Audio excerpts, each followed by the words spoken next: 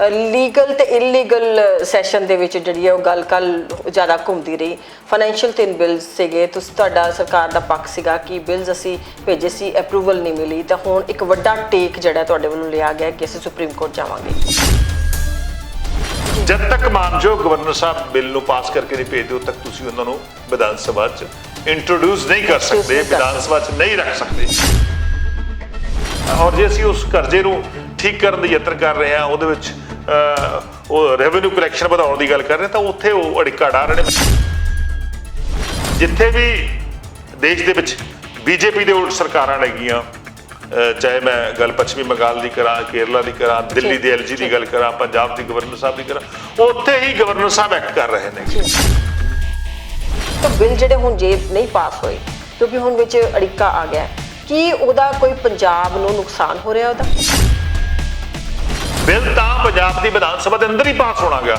ਸੋ ਜਦੋਂ ਵਿਧਾਨ ਸਭਾ ਦੇ ਅੰਦਰ ਬਿੱਲ ਪਾਸ ਹੋਣਾ ਗਾ ਤਾਂ ਉਹਨੂੰ ਰੋਕਣਾ ਮੈਂ ਸਮਝਦਾ ਬਿਲਕੁਲ ਜਾਇਜ਼ ਨਹੀਂ। ਇਹ ਕਾਨੂੰਨ ਦੀ ਭਾਰੀ ਘੋਰ ਅਵਗਿਆ ਗਈ। ਇਹ ਜਿਹੜਾ ਹੈਗਾ ਮਾਨਯੋਗ ਗਵਰਨਰ ਸਾਹਿਬ ਨੂੰ ਇਹਨੂੰ ਸੋਧ ਕਰਨਾ ਚਾਹੀਦਾ। ਤੁਸੀਂ ਵੀ ਕਹਿੰਦੇ ਹੋ ਵੀ ਇੱਕ ਬੂੰਦ ਪਾਣੀ ਨਹੀਂ ਹੈਗਾ, ਜੇ ਸਾਰੀਆਂ ਹੀ ਪਾਰਟੀਆਂ ਹੀ ਕਹਿ ਰਹੀਆਂ ਨੇ ਪੰਜਾਬ ਦੇ ਹਿੱਤ 'ਚ ਇੰਨੀਆਂ ਖੜੀਆਂ ਨੇ, ਤਾਂ ਫਿਰ ਇੱਕ ਦੂਜੇ ਦੀ ਘੇਰਾਬੰਦੀ ਕਿਉਂ? ਕਾਂਗਰਸ ਪਾਰਟੀ ਖੱਟਰ ਸਾਹਿਬ ਦਾ ਕਰਕੇ ਨੇ, ਕਾਂਗਰਸ ਪਾਰਟੀ ਜਿਹੜੀ ਹੈ ਮੋਦੀ ਸਾਹਿਬ ਦਾ, ਪ੍ਰਧਾਨ ਮੰਤਰੀ ਸਾਹਿਬ ਦਾ ਕਰਕੇ ਨੇ।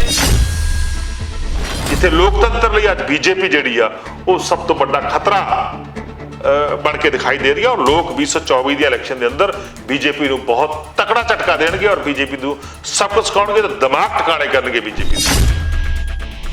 ਈਡੀ ਦੀ ਕਈ ਵਾਰੀ ਜਿਹੜੀਆਂ ਉਹ ਧਮਕੀਆਂ ਇੱਕ ਤਰੀਕੇ ਦੇ ਨਾਲ ਸਾਹਮਣੇ ਲਿਆਈਆਂ ਜਾ ਰਹੀਆਂ ਜਾਂ ਇਸ ਤਰੀਕੇ ਨਾਲ ਘੇਰਾਬੰਦੀ ਕੀਤੀ ਜਾ ਰਹੀ ਹੈ ਵਿਰੋਧੀਆਂ ਦੀ, ਕਦੀ CBI ਦੀ ਗੱਲ ਕੀਤੀ ਜਾਂਦੀ ਹੈ, ਪਰ ਨਾ ਕਰਦੇ ਵਿਰੋਧੀ ਧਿਰਾਂ ਵੀ ਕਹਿੰਦੀਆਂ ਨੇ ਵੀ ਇੱਥੇ ਵੀ ਤਾਂ ਤੁਸੀਂ ਵਿਜੀਲੈਂਸ ਦੇ ਨਾਲ ਵਿਰੋਧੀਆਂ ਨੂੰ ਵਕਤ ਪਾਇਆ ਹੋਇਆ।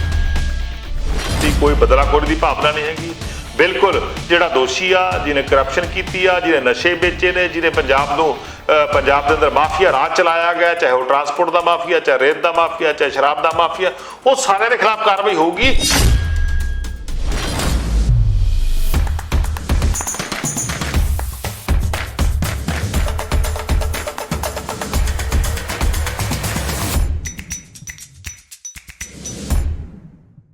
ਸਤਿ ਸ਼੍ਰੀ ਅਕਾਲ ਜੀ, ਤੁਹਾਡਾ ਇੱਕ ਵਾਰ ਫਿਰ ਤੋਂ ਅਨਕਟ ਗੱਲਬਾਤ ਦੇ ਵਿੱਚ ਸਵਾਗਤ ਹੈ।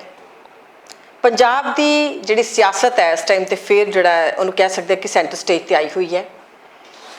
2 ਦਿਨਾਂ ਵਿਧਾਨ ਸਭਾ ਦਾ ਇਜਲਾਸ ਸੀਗਾ ਪਰ ਇੱਕ ਦਿਨ 'ਚ ਹੋ ਨਿਬੜਿਆ। ਉਹਦੀ ਕਈ ਟੈਕਨੀਕਲ ਪ੍ਰੋਬਲਮ ਸੀਗੀਆਂ। ਬੇਸਿਕਲੀ ਜਿਹੜੇ ਗੱਲ ਅਟਕੀ ਸੀਗੀ ਉਹ ਲੀਗਲ ਤੇ ਇਲੀਗਲ ਸੈਸ਼ਨ ਹੋਣ ਤੇ ਆਈ ਸੀਗੀ। 3 ਫਾਈਨੈਂਸ਼ੀਅਲ ਬਿੱਲ ਉਹਦੇ ਵਿੱਚ ਲੈ ਕੇ ਆਣੇ ਸੀਗੇ, ਪਰ ਗਵਰਨਰ ਸਾਹਿਬ ਨੇ ਇੱਕ ਦਿਨ ਪਹਿਲੇ ਚਿੱਠੀ ਲਿਖ ਦਿੱਤੀ ਔਰ ਕਿਹਾ ਕਿ ਜਿਹੜੇ ਬਿੱਲ ਨੇ ਤੁਸੀਂ ਮੈਨੂੰ ਭੇਜੇ, ਪਰ ਹਜੇ ਤੱਕ ਉਹਨਾਂ ਨੇ ਖਾਸ ਕਰਕੇ ਜੇ ਗੱਲ ਕਰੀਏ ਸਰਕਾਰੀ ਪੱਖ ਦੀ ਗੱਲ ਕਰੀਏ ਜਾਂ ਫਿਰ ਸਰਕਾਰ ਵੱਲ ਦੀ ਗੱਲ ਕਰੀਏ, ਤੇ ਉਹਨਾਂ ਨੇ ਕਿਹਾ ਕਿ ਅਪਰੂਵ ਜਿਹੜਾ ਨਹੀਂ ਕੀਤੇ ਗਏ, ਅਸੀਂ ਲਾਸਟ ਮਿੰਟ ਤੱਕ ਵੇਟ ਕੀਤੀ। ਔਰ ਇਹ ਗੱਲ ਖੜੇ ਹੋ ਕੇ ਮੁੱਖ ਮੰਤਰੀ ਨੇ ਕੱਲ ਵਿਧਾਨ ਸਭਾ ਦੇ ਵਿੱਚ ਗੱਲ ਕਹੀ। ਪਰ ਉਸ ਦੇ ਨਾਲ ਹੀ ਜੇ ਗੱਲ ਕੀਤੀ ਜਾਵੇ ਤੇ ਸਾਰਾ, ਕਿਉਂਕਿ ਫਾਈਨੈਂਸ਼ੀਅਲ ਬਿੱਲਾਂ ਦੀ ਗੱਲ ਕਰ ਰਹੇ ਹਾਂ, ਕਿਉਂਕਿ ਇਹ ਫਾਈਨੈਂਸ਼ੀਅਲ ਬਜਟ ਦੀ ਹੀ ਕੜੀ ਦੱਸੀ ਜਾ ਰਹੀ ਹੈਗੀ ਹੈ। ਜੇ ਖਾਸ ਕਰਕੇ ਚਿੱਠੀ ਦੀ ਗੱਲ ਕਰੀਏ ਜਿਹੜੇ ਗਵਰਨਰ ਸਾਹਿਬ ਨੇ ਦਿੱਤੀ ਹੈ, ਖਾਸ ਕਰਕੇ ਭੇਜੀ ਸੀਗੀ ਸਰਕਾਰ ਨੂੰ, ਉਹਦੇ ਵਿੱਚ ਫਿਰ ਫਾਈਨੈਂਸ ਮਿਨਿਸਟਰ ਦੀ ਗੱਲ ਕਿਵੇਂ ਨਾ ਹੋਵੇ। ਹਰਪਾਲ ਚੀਮਾ ਅੱਜ ਮੇਰੇ ਮਹਿਮਾਨ ਨੇ ਇਸ ਪ੍ਰੋਗਰਾਮ ਦੇ ਵਿੱਚ, ਉਹਨਾਂ ਨਾਲ ਗੱਲਬਾਤ ਕਰਦੇ ਹਾਂ।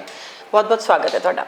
ਬਹੁਤ ਬਹੁਤ ਸ਼ੁਕਰੀਆ ਤੁਹਾਡਾ ਜੀ, ਤੁਹਾਡੇ ਸਰੋਤਿਆਂ ਦਾ ਬਹੁਤ ਬਹੁਤ ਧੰਨਵਾਦ। ਜੀ ਜੀ ਹਰਪਾਲ ਜੀ, ਕੱਲ ਦਾ ਜਿਸ ਤਰੀਕੇ ਦਾ ਸੀਗਾ ਕਿ ਖਿੱਚਤਾਨ ਥੋੜੀ ਜਿਹੀ ਬਣੀ ਹੋਈ ਹੈ, ਲੀਗਲ ਤੇ ਇਲੀਗਲ ਸੈਸ਼ਨ ਦੇ ਵਿੱਚ ਜਿਹੜੀ ਹੈ ਉਹ ਗੱਲ ਕੱਲ ਜ਼ਿਆਦਾ ਘੁੰਮਦੀ ਰਹੀ। ਫਾਈਨੈਂਸ਼ੀਅਲ 3 ਬਿਲਸ ਸੀਗੇ, ਤੁਹਾਡਾ ਸਰਕਾਰ ਦਾ ਪੱਖ ਸੀਗਾ ਕਿ ਬਿਲਸ ਅਸੀਂ ਭੇਜੇ ਸੀ, ਅਪਰੂਵਲ ਨਹੀਂ ਮਿਲੀ, ਤਾਂ ਹੁਣ ਇੱਕ ਵੱਡਾ ਟੇਕ ਜਿਹੜਾ ਤੁਹਾਡੇ ਵੱਲੋਂ ਲਿਆ ਗਿਆ ਕਿ ਅਸੀਂ ਸੁਪਰੀਮ ਕੋਰਟ ਜਾਵਾਂਗੇ। ਦੇਖੋ, ਭਾਰਤ ਦੇਸ਼ ਨੇ, ਇੰਡੀਆ ਨੇ ਬਹੁਤ ਟਾਈਮ ਪਹਿਲਾਂ 1 ਨੇਸ਼ਨ 1 ਟੈਕਸ ਦਾ ਫਾਰਮੂਲਾ ਅਡਾਪਟ ਕੀਤਾ ਹੈਗਾ। GST ਹੋਂਦ ਵਿੱਚ ਆਈ 2017 ਦੇ ਅੰਦਰ GST ਦਾ ਆਗਾਜ਼ ਹੋਇਆ ਔਰ ਦੇਸ਼ ਦੇ ਅੰਦਰ ਇਕਸਾਰਤਾ ਦੇ ਅਨੁਸਾਰ ਟੈਕਸ ਲੱਗਣਾ ਸ਼ੁਰੂ ਹੋਇਆ।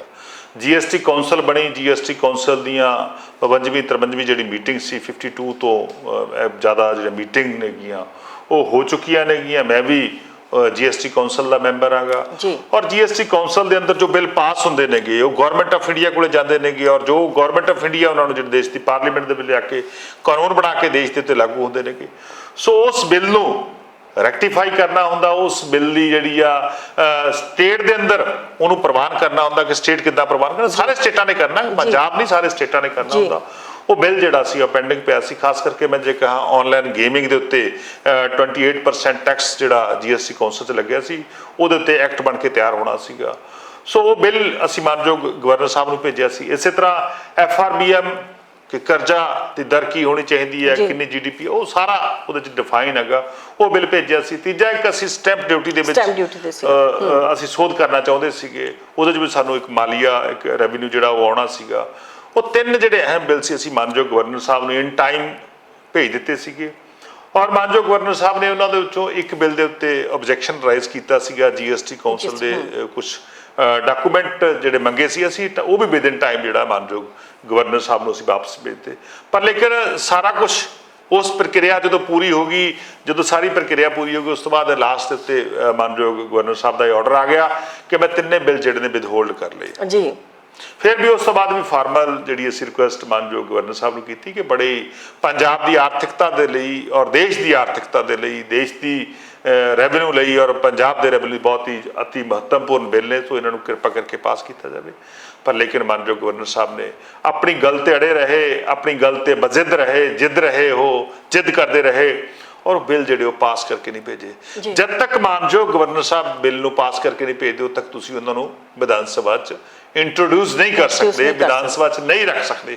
ਸੋ ਇਸ ਦੇ ਕਾਰਨ ਕੱਲ ਅਸੀਂ ਜਿਹੜਾ ਸੈਸ਼ਨ ਆ ਉਹਨੂੰ ਅਡਜ਼ਰਨ ਕੀਤਾ, ਉਹਨੂੰ ਸੈਂਡਾਈ ਕੀਤਾ। ਬਿਲਕੁਲ ਅਸੀਂ ਉਹਨਾਂ ਤਿੰਨਾਂ ਬਿੱਲਾਂ ਨੂੰ ਲੈ ਕੇ ਦੇਸ਼ ਦੀ ਸਰਵਉੱਚ ਅਦਾਲਤ ਦੇ ਵਿੱਚ ਜਾਵਾਂਗੇ ਔਰ ਦੇਸ਼ ਦੀ ਸਰਵਉੱਚ ਅਦਾਲਤ 'ਚ ਮੰਗ ਕਰਾਂਗੇ ਕਿ ਸਾਨੂੰ ਜਿਹੜਾ ਹੈਗਾ ਸੈਸ਼ਨ ਕਰਾ ਕੇ ਇਹਨਾਂ ਬਿੱਲਾਂ ਨੂੰ ਪਾਸ ਕਰਨ ਦੀ ਆਗਿਆ ਦਿੱਤੀ ਜਾਵੇ, ਤਾਂ ਕਿ ਦੇਸ਼ ਦਾ ਰੈਵਨਿਊ, ਪੰਜਾਬ ਦਾ ਰੈਵਨਿਊ ਵਧੇ। ਇੱਕ ਪਾਸੇ ਤਾਂ ਮਾਨਯੋਗ ਗਵਰਨਰ ਸਾਹਿਬ ਗੱਲ ਕਰਦੇ ਨੇ ਕਿ ਪੰਜਾਬ ਤੇ ਕਰਜ਼ਾ ਚੜ ਰਿਹਾ, ਔਰ ਜੇ ਅਸੀਂ ਉਸ ਕਰਜ਼ੇ ਨੂੰ ਠੀਕ ਕਰਨ ਦੇ ਯਤਨ ਕਰ ਰਹੇ ਹਾਂ, ਉਹਦੇ ਵਿੱਚ ਉਹ ਰੈਵਨਿਊ ਕਲੈਕਸ਼ਨ ਵਧਾਉਣ ਦੀ ਗੱਲ ਕਰ ਰਹੇ ਤਾਂ ਉੱਥੇ ਉਹ ਅੜਿੱਕਾ ਡਾ ਰਹੇ ਨੇ। ਮੈਂ ਸਮਝਦਾ ਇਸ ਤਰ੍ਹਾਂ ਗਵਰਨਰ ਸਾਹਿਬ ਨੂੰ ਨਹੀਂ ਕਰਨਾ ਚਾਹੀਦਾ। ਉਹਨਾਂ ਨੂੰ ਆਪਣੇ ਅਹੁਦੇ ਦੀ ਗਰਿਮਾ ਬਣਾ ਕੇ ਰੱਖਣੀ ਚਾਹੀਦੀ ਆ। ਮਹੱਤਵਪੂਰਨ ਅਹੁਦਾ ਗਾ ਗਵਰਨਰ ਸਾਹਿਬਾਨ ਦਾ ਦੇਸ਼ ਦੇ ਵਿੱਚ ਗਵਰਨਰ ਨੇ। ਪਰ ਲੇਕਿਨ ਅਫਸੋਸ, ਜਿੱਥੇ ਵੀ ਦੇਸ਼ ਦੇ ਵਿੱਚ BJP ਦੇ ਉਲਟ ਸਰਕਾਰਾਂ ਲੱਗੀਆਂ, ਚਾਹੇ ਮੈਂ ਗੱਲ ਪੱਛਮੀ ਬੰਗਾਲ ਦੀ ਕਰਾਂ, ਕੇਰਲਾ ਦੀ ਕਰਾਂ, ਦਿੱਲੀ ਦੇ LG ਦੀ ਗੱਲ ਕਰਾਂ, ਪੰਜਾਬ ਦੀ ਗਵਰਨਰ ਸਾਹਿਬ ਦੀ ਕਰਾਂ, ਉੱਥੇ ਹੀ ਗਵਰਨਰ ਸਾਹਿਬ ਐਕਟ ਕਰ ਰਹੇ ਨੇ। ਉੱਥੇ ਹੀ ਸਰਕਾਰਾਂ ਨੂੰ ਤੰਗ ਪਰੇਸ਼ਾਨ ਕੀਤਾ ਜਾ ਰਿਹਾ, ਉੱਥੇ ਹੀ ਸਰਕਾਰਾਂ ਦੇ ਜਿਹੜੇ ਬਣਦੇ ਅਧਿਕਾਰ ਲੋਕਾਂ ਨੇ ਦਿੱਤੇ ਨੇਗੇ। ਲੋਕਤੰਤਰ ਦੇ ਅੰਦਰ ਲੋਕ ਵੱਡੇ ਨੇ, ਲੋਕਾਂ ਨੇ ਅਧਿਕਾਰ ਦਿੱਤਾ ਕਿ ਸਰਕਾਰ ਚੁਣੀ ਆ, 92 ਵਿਧਾਇਕ ਚੁਣੇ ਨੇ, ਮਾਨਯੋਗ ਮੁੱਖ ਮੰਤਰੀ ਸਰ ਭਗਵੰਤ ਸਿੰਘ ਮਾਨ ਜੀ ਨੂੰ ਮੁੱਖ ਮੰਤਰੀ ਚੁਣਿਆਗਾ ਔਰ ਬਿਲਕੁਲ ਅਸੀਂ ਉਹਨਾਂ ਦੇ ਨਾਂ ਤੇ ਇਲੈਕਸ਼ਨ ਲੜੀ ਸੀ, ਚੁਣਿਆਗਾ। ਸੋ ਉਹਨਾਂ ਨੂੰ ਕੰਮ ਕਰਨ ਤੋਂ ਕੋਈ ਨਾ ਕੋਈ ਅੜਿੱਕਾ ਡਾਹਿਆ ਜਾ ਰਿਹਾ। ਬਿਲਕੁਲ ਪੰਜਾਬ ਦੇ ਲੋਕਾਂ ਨੂੰ ਕਦੇ ਬਰਦਾਸ਼ਤ ਨਹੀਂ ਹੋਊਗਾ ਔਰ ਦੇਸ਼ ਦੇ ਲੋਕ BJP ਵੱਲ ਬੜੀਆਂ ਨਜ਼ਰਾਂ ਲਾ ਕੇ ਦੇਖ ਰਹੇ ਨੇ ਕਿ ਕਿਸ ਤਰ੍ਹਾਂ ਦੇਸ਼ ਦੇ ਅੰਦਰ BJP ਜਿਹੜੀ ਆ, ਕਿਤੇ ਰਾਜਪਾਲ ਦੇ ਆਫਿਸਾਂ ਦਾ ਦੁਰਉਪਯੋਗ ਹੋ ਰਿਹਾ, ਕਿਤੇ ED ਦਾ ਦੁਰਉਪਯੋਗ ਹੋ ਰਿਹਾ, ਕਿਤੇ CBI ਦਾ ਦੁਰਉਪਯੋਗ ਹੋ ਰਿਹਾ। ਇਹ ਦੇਸ਼ ਦੇ ਮੈਂ ਸਮਝਦਾ ਮਾੜਾ ਸਮਾਂ ਚੱਲ ਰਿਹਾ ਹੈਗਾ, ਜਿੱਥੇ ਲੋਕਤੰਤਰ ਲਈ ਅੱਜ BJP ਜਿਹੜੀ ਆ ਉਹ ਸਭ ਤੋਂ ਵੱਡਾ ਖਤਰਾ ਬਣ ਕੇ ਦਿਖਾਈ ਦੇ ਰਹੀ ਹੈ। ਔਰ ਲੋਕ 2024 ਦੀ ਇਲੈਕਸ਼ਨ ਦੇ ਅੰਦਰ BJP ਨੂੰ ਬਹੁਤ ਤਕੜਾ ਝਟਕਾ ਦੇਣਗੇ ਔਰ BJP ਨੂੰ ਸਭ ਕੁਝ ਸਿਖਾਉਣਗੇ, ਤਾਂ ਦਿਮਾਗ ਟਿਕਾਣੇ ਕਰਨਗੇ BJP ਦਾ। ਤੁਸੀਂ ਗੱਲ ਕੀਤੀ ਹੈ ਚੀਮਾ ਸਾਹਿਬ ਕਿ ED ਦੀ ਕਈ ਵਾਰੀ ਜਿਹੜੀਆਂ ਉਹ ਧਮਕੀਆਂ ਇੱਕ ਤਰੀਕੇ ਦੇ ਨਾਲ ਸਾਹਮਣੇ ਲਿਆਈਆਂ ਜਾ ਰਹੀਆਂ ਜਾਂ ਇਸ ਤਰੀਕੇ ਨਾਲ ਘੇਰਾਬੰਦੀ ਕੀਤੀ ਜਾ ਰਹੀ ਹੈ ਵਿਰੋਧੀਆਂ ਦੀ, ਕਦੀ CBI ਦੀ ਗੱਲ ਕੀਤੀ ਜਾਂਦੀ ਹੈ। ਪਰ ਨਾ ਕਰਦੇ ਵਿਰੋਧੀ ਧਿਰਾਂ ਵੀ ਕਹਿੰਦੀਆਂ ਨੇ ਵੀ ਇੱਥੇ ਵੀ ਤਾਂ ਤੁਸੀਂ ਵਿਜੀਲੈਂਸ ਦੇ ਨਾਲ ਵਿਰੋਧੀਆਂ ਨੂੰ ਵਕਤ ਪਾਇਆ ਹੋਇਆ। ਦੇਖੋ, ਮੈਂ ਸਮਝਦਾ ਪੰਜਾਬ ਦੇ ਅੰਦਰ ਜਦੋਂ ਸਾਡੀ ਸਰਕਾਰ ਬਣੀ ਆ, ਪੰਜਾਬ ਦੇ ਅੰਦਰ ਇੱਕ ਬਹੁਤ ਵੱਡਾ ਅਸੀਂ ਇੱਕ ਮੋਟਿਵ ਲੈ ਕੇ ਚੱਲੇ ਸੀ। ਇੱਕ ਬਹੁਤ ਵੱਡਾ ਸਾਡਾ ਲੋਕਾਂ ਦਾ ਵਾਅਦਾ ਸੀਗਾ ਕਿ ਅਸੀਂ ਪੰਜਾਬ 'ਚ ਜਿਹੜੀ ਕਰਪਸ਼ਨ ਆ ਉਹ ਜੜ ਤੋਂ ਉਖਾੜਾਂਗੇ। ਅਸੀਂ ਜਿਹੜੇ ਕਰਪਸ਼ਨ ਦਾ ਰਾਜ ਪਿਛਲੇ ਸਮੇਂ ਦੇ ਦੌਰਾਨ ਪੰਜਾਬ ਵਿੱਚ ਸ਼੍ਰੋਮਣੀ ਅਕਾਲੀ ਦਲ BJP ਨੇ, ਕਾਂਗਰਸ ਪਾਰਟੀ ਨੇ ਪੰਜਾਬ 'ਚ ਇੱਕ ਜਾਲ ਵਿਛਾ ਲਿਆ ਸੀ, ਕਰਪਸ਼ਨ ਦੇ ਅੱਡੇ ਬਣਾ ਲਏ ਸੀ, ਇੱਕ ਮਾਫੀਆ ਬਣਾ ਕੇ ਪੰਜਾਬ ਨੂੰ ਖਾ ਰਹੇ ਸੀਗੇ ਔਰ ਇਹਨਾਂ ਦੀਆਂ ਪ੍ਰਾਪਰਟੀਆਂ ਚਾਹੇ ਅਕਾਲੀ ਦਲ ਦੇ ਨੇਤਾਵਾਂ ਦੀਆਂ ਚਾਹੇ ਕਾਂਗਰਸ ਦੇ ਨੇਤਾਵਾਂ ਦੀਆਂ 5-5 ਹਜ਼ਾਰ ਗੁਣਾ ਵੱਧ ਗਈਆਂ ਸੀ। ਅਸੀਂ ਬਿਲਕੁਲ ਉਹਨਾਂ ਦੀ ਜਾਂਚ ਕਰਾਵਾਂਗੇ ਔਰ ਜਿਹੜਾ ਵੀ ਦੋਸ਼ੀ ਉਹਦੇ ਖਿਲਾਫ ਕਾਰਵਾਈ ਕਰਾਂਗੇ। ਅਸੀਂ ਪੰਜਾਬ ਦੇ ਲੋਕਾਂ ਦੇ ਸਾਹਮਣੇ ਮੁੱਦਾ ਰੱਖਿਆ ਸੀ ਔਰ ਪੰਜਾਬ ਦੇ ਲੋਕਾਂ ਨੇ ਮੁੱਦੇ ਨੂੰ ਐਕਸੈਪਟ ਕੀਤਾ ਔਰ ਸਾਨੂੰ ਪਾਵਰ 'ਚ ਲੈ ਕੇ ਆਏ। ਸਾਨੂੰ ਜਿਹੜਾ ਹੈਗਾ ਮੈਂਡੇਟ ਸਾਨੂੰ ਲੋਕਾਂ ਨੇ ਬਹੁਮਤ ਪੰਜਾਬ ਦੇ ਲੋਕਾਂ ਨੇ ਦਿੱਤਾ। ਤੇ ਹੁਣ ਅਸੀਂ ਪੰਜਾਬ ਦੇ ਲੋਕਾਂ ਨੇ ਕੀਤੇ ਵਾਅਦੇ ਦੇ ਮੁਤਾਬਕ ਅਸੀਂ ਕੰਮ ਕਰ ਰਹੇ ਹਾਂ ਕਿ ਅਸੀਂ ਕੋਈ ਬਦਲਾਖੋਰੀ ਦੀ ਭਾਵਨਾ ਨਹੀਂ ਹੈਗੀ। ਬਿਲਕੁਲ ਜਿਹੜਾ ਦੋਸ਼ੀ ਆ, ਜਿਹਨੇ ਕਰਪਸ਼ਨ ਕੀਤੀ ਆ, ਜਿਹਨੇ ਨਸ਼ੇ ਵੇਚੇ ਨੇ, ਜਿਹਨੇ ਪੰਜਾਬ ਦੇ ਅੰਦਰ ਮਾਫੀਆ ਰਾਜ ਚਲਾਇਆ ਗਿਆ, ਚਾਹੇ ਉਹ ਟਰਾਂਸਪੋਰਟ ਦਾ ਮਾਫੀਆ, ਚਾਹੇ ਰੇਤ ਦਾ ਮਾਫੀਆ, ਚਾਹੇ ਸ਼ਰਾਬ ਦਾ ਮਾਫੀਆ, ਉਹ ਸਾਰਿਆਂ ਦੇ ਖਿਲਾਫ ਕਾਰਵਾਈ ਹੋਊਗੀ। ਇਹ ਲੋਕਾਂ ਨੇ ਮੈਂਡੇਟ ਦਿੱਤਾ, ਉਸ ਲੋਕਾਂ ਦੇ ਮੈਂਡੇਟ ਦੇ ਤਹਿਤ ਔਰ ਸਾਡਾ ਪਾਰਟੀ ਦਾ ਆਮ ਆਦਮੀ ਪਾਰਟੀ, ਕਿਉਂਕਿ ਇੱਕ ਅੰਦੋਲਨ ਚੋਂ ਨਿਕਲੀ ਪਾਰਟੀ ਆ ਆਮ ਆਦਮੀ ਪਾਰਟੀ, ਜਦੋਂ ਦੇਸ਼ ਦੇ ਅੰਦਰ ਕਰਪਸ਼ਨ ਦੇ ਵਿਰੁੱਧ ਇੱਕ ਬਹੁਤ ਵੱਡਾ ਅੰਦੋਲਨ ਚੱਲ ਰਿਹਾ ਸੀ ਤਾਂ ਸਾਡੇ ਮਾਨਯੋਗ ਸੁਪਰੀਮੋ ਅਰਵਿੰਦ ਕੇਜਰੀਵਾਲ ਜੀ ਉਸ ਅੰਦੋਲਨ ਦੇ ਦੌਰਾਨ ਬਹੁਤ ਵੱਡਾ ਰੋਲ ਉਹਨਾਂ ਨੇ ਨਿਭਾਇਆ ਔਰ ਉਸ ਤੋਂ ਬਾਅਦ ਪਾਰਟੀ ਹੋਂਦ ਵਿੱਚ ਆਈ। ਔਰ ਬਿਲਕੁਲ ਸਾਡਾ ਤਾਂ ਸਲੋਗਨ ਆ, ਅਸੀਂ ਭ੍ਰਿਸ਼ਟਾਚਾਰ ਨੂੰ ਜੜ ਤੋਂ ਖਤਮ ਕਰਕੇ ਰਹਾਂਗੇ। ਔਰ ਦੂਜੇ ਪਾਸੇ ਮੈਂ ਸਮਝਦਾ ਦੇਸ਼ ਦਾ ਬੱਚਾ ਜਾਣਦਾ ਕਿ ਮਨੀਸ਼ ਸਿਸੋਦੀਆ ਜੀ ਸਾਡੇ ਦਿੱਲੀ ਦੇ ਡਿਪਟੀ ਸੀਐਮ ਸੀ, ਉਹ ਬੱਚਿਆਂ ਦੀ ਅੱਛੀ ਐਜੂਕੇਸ਼ਨ ਲਈ ਦੇਸ਼ 'ਚ ਜਾਣੇ ਜਾਂਦੇ ਨੇਗੇ ਕਿ ਉਹਨਾਂ ਨੇ ਸਕੂਲ ਆਫ ਐਮੀਨੈਂਸ ਬਣਾਏ। ਇੱਕੋ ਬੱਚਾ, ਚਾਹੇ ਮਜ਼ਦੂਰ ਦਾ ਬੱਚਾ, ਚਾਹੇ ਕਰੋੜਪਤੀ ਦਾ ਬੱਚਾ, ਚਾਹੇ ਕਿਸੇ EMPLOYE ਦਾ ਬੱਚਾ, ਚਾਹੇ ਕਿਸੇ ਆਮ ਘਰ ਦਾ ਬੱਚਾ, ਇੱਕੋ ਬੈਂਚ ਤੇ ਬਹਿ ਕੇ ਅੱਛੀ ਕੁਆਲਿਟੀ ਦੀ ਐਜੂਕੇਸ਼ਨ ਹਾਸਲ ਕਰਨ ਲੱਗੇ। ਇੱਕ ਬਹੁਤ ਵੱਡਾ ਮੈਂ ਸਮਝਦਾ ਭਾਰੀ ਬਦਲਾਅ ਦੇਸ਼ ਦੀ ਐਜੂਕੇਸ਼ਨ ਦੇ ਅੰਦਰ ਮਨੀਸ਼ ਸਿਸੋਦੀਆ ਜੀ ਨੇ ਕੀਤਾ। ਔਰ ਉਸੇ ਤਰ੍ਹਾਂ ਸਤਿੰਦਰ ਜੈਨ ਜੀ ਨੇ, ਜਿਨ੍ਹਾਂ ਨੇ ਇੱਕ ਭਾਰੀ ਬਦਲਾਅ ਕਿਹਦੇ 'ਚ ਕੀਤਾ ਗਿਆ, ਸਿਹਤ ਸੇਵਾਵਾਂ ਦੇ ਅੰਦਰ ਮੁਹੱਲਾ ਕਲੀਨਿਕ ਖੋਲੇ ਦੇਸ਼ ਦੇ ਵਿੱਚ। ਆਮ ਨਾਗਰਿਕ ਜਿਹੜੇ ਮੈਂ ਸਮਝਦਾ ਵਿਚਾਰੇ ਧੱਕੇ ਖਾਂਦੇ ਸੀ, ਜੇਕਰ ਕਿਸੇ ਨੂੰ ਮਾੜੀ ਮੋਟੀ ਬਿਮਾਰੀ ਹੋ ਜਾਂਦੀ ਸੀ, ਮਹਿੰਗੇ ਪ੍ਰਾਈਵੇਟ ਹਸਪੀਟਲਾਂ 'ਚ ਇਲਾਜ ਕਰਾਉਣੇ ਪੈਂਦੇ ਸੀ, ਉਹਨਾਂ ਸਾਰਿਆਂ ਦੇ ਲਈ ਇੱਕ ਅੱਛਾ ਪਲੇਟਫਾਰਮ ਮੁਹੱਲਾ ਕਲੀਨਿਕ ਬਣਾ ਕੇ ਭੇਜੇ। ਦੂਜੇ ਉਹਨਾਂ ਨੂੰ ਬਣਾਇਆ। ਤੀਜਾ ਸਾਡੇ ਸੰਜੇ ਸਿੰਘ ਜੀ, ਜਿਨ੍ਹਾਂ ਨੇ ਅਡਾਨੀ ਅਬਾਨੀ, ਜਿਹੜੇ ਮੈਂ ਸਮਝਦਾ ਦੇਸ਼ ਦੇ ਪ੍ਰਧਾਨ ਮੰਤਰੀ ਸਾਹਿਬ ਨਰਿੰਦਰ ਮੋਦੀ ਦੇ ਚਹੇਤੇ ਨੇ, ਜਿਨ੍ਹਾਂ ਦਾ ਕਾਰੋਬਾਰ ਹਜ਼ਾਰਾਂ ਦੀ ਗਿਣਤੀ ਦੇ ਅੰਦਰ 1000% ਜਿਹੜਾ ਲਗਾਤਾਰ ਦੇਸ਼ 'ਚ ਵਧ ਰਿਹਾ, ਅੱਜ ਦਾ ਕਿਸੇ ਦਾ ਨਹੀਂ ਵਧਿਆ ਅੱਜ ਤੱਕ। ਸੋ ਉਹਨਾਂ ਦੇ ਖਿਲਾਫ ਜੇਕਰ ਬੁਲੰਦ ਆਵਾਜ਼ ਦੇਸ਼ ਦੀ ਪਾਰਲੀਮੈਂਟ 'ਚ ਬੋਲਦੇ ਸੀ, ਦੇਸ਼ ਦੀ ਪਾਰਲੀਮੈਂਟ ਦੇ ਬਾਹਰ ਬੋਲਦੇ ਸੀ ਸੰਜੇ ਸਿੰਘ, ਤਿੰਨਾਂ ਬੰਦਿਆਂ ਨੂੰ ਇੱਕ ਨਿਸ਼ਾਨੇ ਦੇ ਤਹਿਤ ਬਣਾ ਕੇ ਚੱਕਿਆ ਗਿਆ। ਜਦ ਕਿ ਮੈਂ ਉਹ ਕੇਸ ਖੁਦ ਦੇਖਿਆਗਾ ਔਰ ਦੇਸ਼ ਦੀ ਸਰਵਉੱਚ ਅਦਾਲਤ ਦੇ ਵਿੱਚ ਪੈਂਡਿੰਗ ਪਿਆ ਗਿਆ। ਮੈਂ ਜ਼ਿਆਦਾ ਟਿੱਪਣੀ ਨਹੀਂ ਕਰੂੰਗਾ ਕਿਉਂਕਿ ਜਿਹੜਾ ਹੈਗਾ ਉਸ ਤੇ ਫੈਸਲੇ ਆਉਣੇ ਨੇਗੇ, ਪਰ ਲੇਕਿਨ ਮੈਂ ਸਮਝਦਾ ਸਾਨੂੰ ਉਸ ਬਿਲਕੁਲ ਇੱਕ ਝੂਠੇ ਫਰਜ਼ੀ ਕੇਸ ਦੇ ਅੰਦਰ ਫਸਾਇਆ ਗਿਆ, ਜਦ ਕਿ ਅਸੀਂ ਲੋਕਾਂ ਲਈ ਕੰਮ ਕਰ ਰਹੇ ਹਾਂਗੇ। ਪਰ ਲੇਕਿਨ ਜਿੱਥੇ ਵੀ ਅਸੀਂ ਬੜਾ ਸਪਸ਼ਟ ਕਰ ਦਿਆਂਗੇ ਕਿ ਦੇਸ਼ ਦੇ ਅੰਦਰ ਗੱਲੀ ਆਮ ਆਦਮੀ ਪਾਰਟੀ ਦੀ ਮੈਂ ਗੱਲ ਕਰਦਾ, ਭਾਰਤੀ ਜਨਤਾ ਪਾਰਟੀ ਦੀ ਸਰਕਾਰ, ਮੋਦੀ ਸਾਹਿਬ ਦੀ ਸਰਕਾਰ ਕਿੱਥੇ ਜੇ ਮੈਂ ਗੱਲ ਕਰਾਂ ਤੇਲੰਗਾਨਾ ਦੇ ਜਿਹੜੇ ਆਪੋਜੀਸ਼ਨ ਦੇ ਬੰਦੇ ਨੇ, ਜੇਕਰ ਕਾਂਗਰਸ ਪਾਰਟੀ ਦੇ ਆਪੋਜੀਸ਼ਨ ਦੇ ਬੰਦੇ ਨੇ, ਜੇਕਰ ਸ਼ਿਵ ਸੈਨਾ ਦੀ ਗੱਲ ਕਰਾਂ ਉਹਦੇ ਆਪੋਜੀਸ਼ਨ ਦੇ ਬੰਦੇ ਨੇ, ਜੇਕਰ ਪੱਛਮੀ ਬੰਗਾਲ ਦੀ ਕਰੀਏ, ਤ੍ਰਿਣਮੂਲ ਕਾਂਗਰਸ ਦੀ ਗੱਲ ਕਰੀਏ, ਉਹਨਾਂ ਦੇ ਜਿਹੜੇ ਆਪੋਜੀਸ਼ਨ ਨੇ, ਯਾਨੀ ਕੱਲੀਆਂ ਆਪੋਜੀਸ਼ਨ ਦੀਆਂ ਪਾਰਟੀਆਂ ਨੂੰ ਚੁਣ ਕੇ ਨਿਸ਼ਾਨਾ ਬਣ ਕੇ ਜਿਹੜਾ ਉਹ ਜੇਲ੍ਹਾਂ 'ਚ ਭੇਜਿਆ ਜਾ ਰਿਹਾ ਹੈਗਾ। ਸੋ ਮੈਂ ਸਮਝਦਾ ਦੇਸ਼ ਦੇ ਅੰਦਰ ਇੱਕ ਅਣਐਲਾਨੀ ਐਮਰਜੈਂਸੀ ਜਿਹੜੀ ਆ ਉਹ ਬੀਜੇਪੀ ਨੇ ਲਾ ਰੱਖੀ ਆ।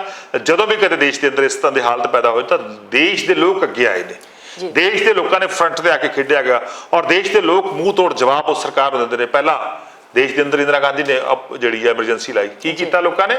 ਇੰਦਰਾ ਗਾਂਧੀ ਜੀ ਦੀ ਜ਼ਮਾਨਤ ਜ਼ਬਤ ਕਰਵਾਈ। ਹੁਣ ਉਹੀ ਹਾਲ ਦੇਸ਼ ਦੇ ਪ੍ਰਧਾਨ ਮੰਤਰੀ ਦਾ ਹੋਣ ਵਾਲਾ ਹੈ। ਜਿੰਨਾ ਮਰਜ਼ੀ ਧਰਮ ਦੀ, ਜਾਤ ਦੀ, ਲੋਕਾਂ ਨੂੰ ਲੜਾਉਣ ਦੀ, ਨਫ਼ਰਤ ਦੀ, ਜਿੰਨੀ ਮਰਜ਼ੀ ਜਿਹੜੀ ਗੰਦੀ ਸਿਆਸਤ ਬੀਜੇਪੀ ਕਰ ਲੇ, ਪਰ ਦੇਸ਼ ਦੇ ਲੋਕ ਇਕਜੁੱਟ ਨੇ। ਦੇਸ਼ ਦੇ ਲੋਕ ਬਹੁਤ ਹੀ ਮੈਂ ਸਮਝਦਾ ਅਗਾਂਹ ਵਧੂ ਸੋਚ ਦੇ ਮਾਲਕ ਨੇਗੇ ਔਰ ਦੇਸ਼ ਦੇ ਲੋਕ ਇਸ ਤਰ੍ਹਾਂ ਦੀਆਂ ਜਿਹੜੇ ਸਾਜ਼ਿਸ਼ਕਰਤਾ ਪੋਲੀਟੀਸ਼ੀਅਨ ਹੁੰਦੇ ਨੇ, ਜਿਹੜੇ ਦੇਸ਼ ਦੇ ਭਾਈਚਾਰੇ ਨੂੰ ਤੋੜਨ ਦਾ ਯਤਨ ਕਰਦੇ ਨੇ, ਦੇਸ਼ ਦੇ ਅੰਦਰ ਨਫ਼ਰਤ ਫੈਲਾਉਣ ਦੀ ਗੱਲ ਕਰਦੇ, ਉਹਨਾਂ ਨੂੰ ਬਿਲਕੁਲ ਜਿਹੜਾ ਹੈਗਾ ਦੇਸ਼ ਦੇ ਲੋਕ ਮੂੰਹ ਤੋੜ ਜਵਾਬ ਦਿੰਦੇ ਨੇ। ਔਰ ਬਿਲਕੁਲ ਇਲੈਕਸ਼ਨ ਜਿਹੜੀ ਆ 2024 ਦੀ ਸਿਰ ਤੇ ਆ। ਮੈਂ ਸਮਝਦਾ ਬੀਜੇਪੀ ਜਿਹੜੀ ਇਸ ਦੇਸ਼ ਦੀ ਸੱਤਾ 'ਚ ਜਾਊਗੀ ਔਰ ਇੰਡੀਆ ਅਲਾਇੰਸ ਜਿਹੜਾ ਹੈਗਾ ਉਹ ਦੇਸ਼ ਦੀ ਸੱਤਾ 'ਚ ਆਊਗਾ। ਚੀਮਾ ਜੀ, ਤੁਸੀਂ ਗੱਲਬਾਤ ਆਮ ਆਦਮੀ ਕਲੀਨਿਕ ਜਿਹੜੇ ਖੋਲੇ ਗਏ ਨੇ ਉਹਨਾਂ ਦੀ ਕੀਤੀ ਹੈ। ਪੰਜਾਬ ਦੇ ਵਿੱਚ ਵੀ ਵੱਡੀ ਤਾਦਾਦ ਦੇ ਵਿੱਚ ਆਮ ਆਦਮੀ ਕਲੀਨਿਕ ਖੋਲੇ ਗਏ ਨੇ, ਪਰ ਪਿੱਛੇ ਜੇ ਇੱਕ ਗੱਲ ਉੱਭਰ ਕੇ ਬਾਰ-ਬਾਰ ਆ ਰਹੀ ਹੈ, ਨੌਕ ਕਰ ਰਹੀ ਹੈ ਵਿਰੋਧੀਆਂ ਵੱਲੋਂ ਵੀ, ਵੈਸੇ ਵੀ ਖਬਰਾਂ ਵੀ ਤੁਸੀਂ ਨਸ਼ਰ ਹੋਈਆਂ ਪੜ੍ਹੀਆਂ ਹੋਣਗੀਆਂ, ਉਹਦੇ ਵਿੱਚ ਦੇਖਿਆ ਹੋਣਾ ਕਿ ਉਹ ਕਹਿ ਰਹੇ ਕਿ ਉੱਥੇ ਜਿਹੜੇ ਡਾਕਟਰਸ ਨੇ ਚੰਗੀ ਤਨਖਾਹ ਮਿਲ ਰਹੀ ਹੈ ਤੇ ਨਾ ਕਰਦੇ ਉਹ ਕੁਛ ਨਾ ਕੁਛ ਰਜਿਸਟਰ ਕਰ ਰਹੇ ਹੈ ਨਕਲੀ ਮਰੀਜ਼ ਬਣਾ ਕੇ ਜਾਂ ਫਰਜ਼ੀ ਮਰੀਜ਼ ਜਿਹੜੇ ਨੇ ਉਹ ਬਣਾਏ ਜਾ ਰਹੇ ਨੇ। ਜਦੋਂ ਦੇ ਇਸ ਤਰੀਕੇ ਦੀਆਂ ਗੱਲਾਂ ਜਿਹੜੀਆਂ ਆ ਰਹੀਆਂ ਉਹਦੇ ਬਾਰੇ ਤੁਹਾਡਾ ਕੀ ਤੁਹਾਡੇ ਦੇਖੋ, ਬਿਲਕੁਲ ਮੈਂ ਵੀ ਇੱਕ ਖਬਰ ਜਿਹੜੀ ਆ ਪਟਿਆਲੇ ਦੀ ਪੜ੍ਹੀ ਸੀ, ਉਹਦੀ ਇਨਕੁਆਇਰੀ ਜਿਹੜੀ ਆ ਤੁਰੰਤ ਮਾਰਕ ਕਰ ਦਿੱਤੀ ਗਈ ਹੈ। ਬਿਲਕੁਲ ਤੁਰੰਤ ਉਹਦੇ ਖਿਲਾਫ ਐਕਸ਼ਨ ਹੋ ਰਿਹਾ ਹੈਗਾ ਔਰ ਮੈਂ ਸਮਝਦਾ ਇਹ ਮੁਹੱਲਾ ਕਲੀਨਿਕ ਜਿਹੜੇ ਨੇ ਕਿ ਪੂਰੇ ਪੰਜਾਬ ਦੇ ਅੰਦਰ ਆਮ ਲੋਕਾਂ ਦੀ ਜਿਹੜੇ ਲਈ ਸਿਹਤ ਸੇਵਾਵਾਂ ਲਈ ਬਣਾਏ ਗਏ ਨੇ, ਉਹ ਸਿਹਤ ਸੇਵਾਵਾਂ ਦੇ ਰਹੇ ਨੇਗੇ। ਪਰ ਲੇਕਿਨ ਜਿੱਥੇ ਕਿਤੇ ਇੱਕਾ ਦੁੱਕਾ ਜਗ੍ਹਾ ਤੇ ਕੋਈ ਕਰਪਸ਼ਨ ਦਾ ਮਾਮਲਾ ਜਾਂ ਕੋਈ ਗਲਤ ਢੰਗ ਨਾਲ ਕੋਈ ਵੀ ਸਾਡੇ ਸਾਹਮਣੇ ਆਉਂਦਾ, ਕੋਈ ਰੋਂਗਫੁਲ ਡੂਇੰਗ ਜਿਹੜੀ ਆ, ਕੋਈ ਗਲਤ ਗੱਲ ਕਰ ਰਿਹਾ, ਤਾਂ ਉਹਦੇ ਖਿਲਾਫ ਅਸੀਂ ਸਖਤ ਐਕਸ਼ਨ ਲੈ ਰਹੇ ਹਾਂ। ਸਾਡੇ ਮੰਤਰੀ ਸਾਹਿਬਾਨ ਨੇ ਆਰਡਰ ਇਨਕੁਆਇਰੀ ਕਰਤੀ, ਉਹ ਦੋਸ਼ੀਆਂ ਦੇ ਖਿਲਾਫ ਪੂਰਾ ਡਟ ਕੇ ਜਿਹੜੀ ਹੈ ਉਹ ਕਾਰਵਾਈ ਹੋਊਗੀ। ਜੀ, ਜਿੱਥੋਂ ਤੱਕ ਆਪਾਂ ਗੱਲ ਕਰੀਏ ਵਾਪਸ ਫਿਰ ਬਿਲਸ ਤੇ ਆਨੇ ਆ, ਫਾਈਨੈਂਸ਼ੀਅਲ ਬਿਲਸ ਜਿਹੜੇ 3 ਸੀਗੇ, ਹੁਣ ਜਿਸ ਤਰੀਕੇ ਦੇ ਨਾਲ ਉਹਦੇ 'ਚ ਇੱਕ ਅੜਿੱਕਾ ਹੀ ਕਹਿ ਸਕਦੇ ਹਾਂ 30 ਤਰੀਕ ਨੂੰ ਪਹਿਲੇ ਤਾਂ ਮੈਂ ਦੋ ਚੀਜ਼ਾਂ ਦੋ ਸੈਕਸ਼ਨਸ 'ਚ ਤੁਹਾਡਾ ਜਵਾਬ ਚਾਹਾਂਗੀ ਕਿ 30 ਤਰੀਕ ਨੂੰ ਤੁਸੀਂ ਬਿੱਲਾਂ ਵਾਸਤੇ ਜਾ ਰਹੇ ਹੋ ਜਾਂ ਕਿਉਂਕਿ ਸੈਸ਼ਨ ਤੇ ਵੀ ਸਵਾਲ ਚੱਕੇ ਗਏ ਗਵਰਨਰ ਸਾਹਿਬ ਵੱਲੋਂ, ਔਰ ਕਿਤੇ ਨਾ ਕਿਤੇ ਕੱਲ ਖੜੇ ਹੋ ਕੇ ਵਿਧਾਨ ਸਭਾ 'ਚ ਜਿਹੜੀਆਂ ਵਿਰੋਧੀ ਧਿਰਾਂ ਸੀਗੀਆਂ ਉਹ ਵੀ ਇਹੀ ਸਵਾਲ ਕਰ ਰਹੀਆਂ ਸੀਗੀਆਂ, ਵੈਲ ਵਿੱਚ ਵੀ ਆ ਗਏ ਔਰ ਇਹੀ ਬਾਰ-ਬਾਰ ਕਹਿ ਰਹੇ ਸੀ ਕਿ ਇਹ ਲੀਗਲ ਹੈ ਕਿ ਇਲੀਗਲ ਹੈ। ਪਹਿਲੇ ਇਸ ਚੀਜ਼ ਦਾ ਫੈਸਲਾ ਕੀਤਾ ਜਾਏ। ਗੱਲ ਬਾਤ ਦੀ ਹੈ ਕਿ ਬਾਅਦ ਵਿੱਚ ਜਿਹੜਾ ਸਪੀਕਰ ਸਾਹਿਬ ਨੇ ਜਦੋਂ ਕਿਹਾ ਕਿ ਮੈਂ ਕਹਿ ਰਿਹਾ ਕਿਉਂਕਿ ਮੈਂ ਕਸਟੋਡੀਅਨ ਹੈਗਾ ਵਿਧਾਨ ਸਭਾ ਦਾ ਇਸ ਪੂਰੀ ਦੇ ਪੂਰੇ ਉਸ ਜਗ੍ਹਾ ਦਾ, ਤੇ ਇਸ ਕਰਕੇ ਮੈਂ ਕਹਿ ਰਿਹਾ ਕਿ ਲੀਗਲ ਹੈਗਾ, ਔਰ ਫਿਰ ਨਾ ਕਰਦੇ ਇਸ ਨੂੰ ਬਾਅਦ ਵਿੱਚ ਥੋੜੇ ਜਿਹੇ ਬੈਂਡ ਡਾਊਨ ਵੀ ਹੋਏ ਸੀਗੇ, ਪਰ ਨਾ ਕਰਦੇ ਨਾ ਦੋਨਾਂ ਚੀਜ਼ਾਂ ਨੂੰ ਲੈ ਕੇ ਜਾ ਰਹੇ ਹੋ ਜਾਂ ਤੁਸੀਂ ਬਿੱਲਾਂ ਵਾਸਤੇ ਜਾ ਰਹੇ ਹੋ। ਇੱਕ ਤਾਂ ਇਹ ਸੈਕਸ਼ਨ ਦਾ ਜਵਾਬ ਪਲੀਜ਼ ਚਾਹੀਦਾ ਮੈਨੂੰ, ਤੇ ਦੂਸਰੀ ਗੱਲ ਜਿਹੜੀ ਹੈਗੀ ਆ ਉਹ ਇਹ ਕਹਿਣਾ ਕਿ ਉਹ ਬਿੱਲ ਜਿਹੜੇ ਹੁਣ ਜੇ ਨਹੀਂ ਪਾਸ ਹੋਏ ਕਿਉਂਕਿ ਹੁਣ ਵਿੱਚ ਅੜਿੱਕਾ ਆ ਗਿਆ, ਕੀ ਉਹਦਾ ਕੋਈ ਪੰਜਾਬ ਨੂੰ ਨੁਕਸਾਨ ਹੋ ਰਿਹਾ ਉਹਦਾ? ਦੇਖੋ, ਪੰਜਾਬ ਦੀ ਵਿਧਾਨ ਸਭਾ ਕਿਸ ਕੰਮ ਲਈ ਬਣੀ ਹੈ? ਜਿਹੜੇ ਕਾਨੂੰਨ ਘਾੜੇ ਕੌਣ ਨੇ?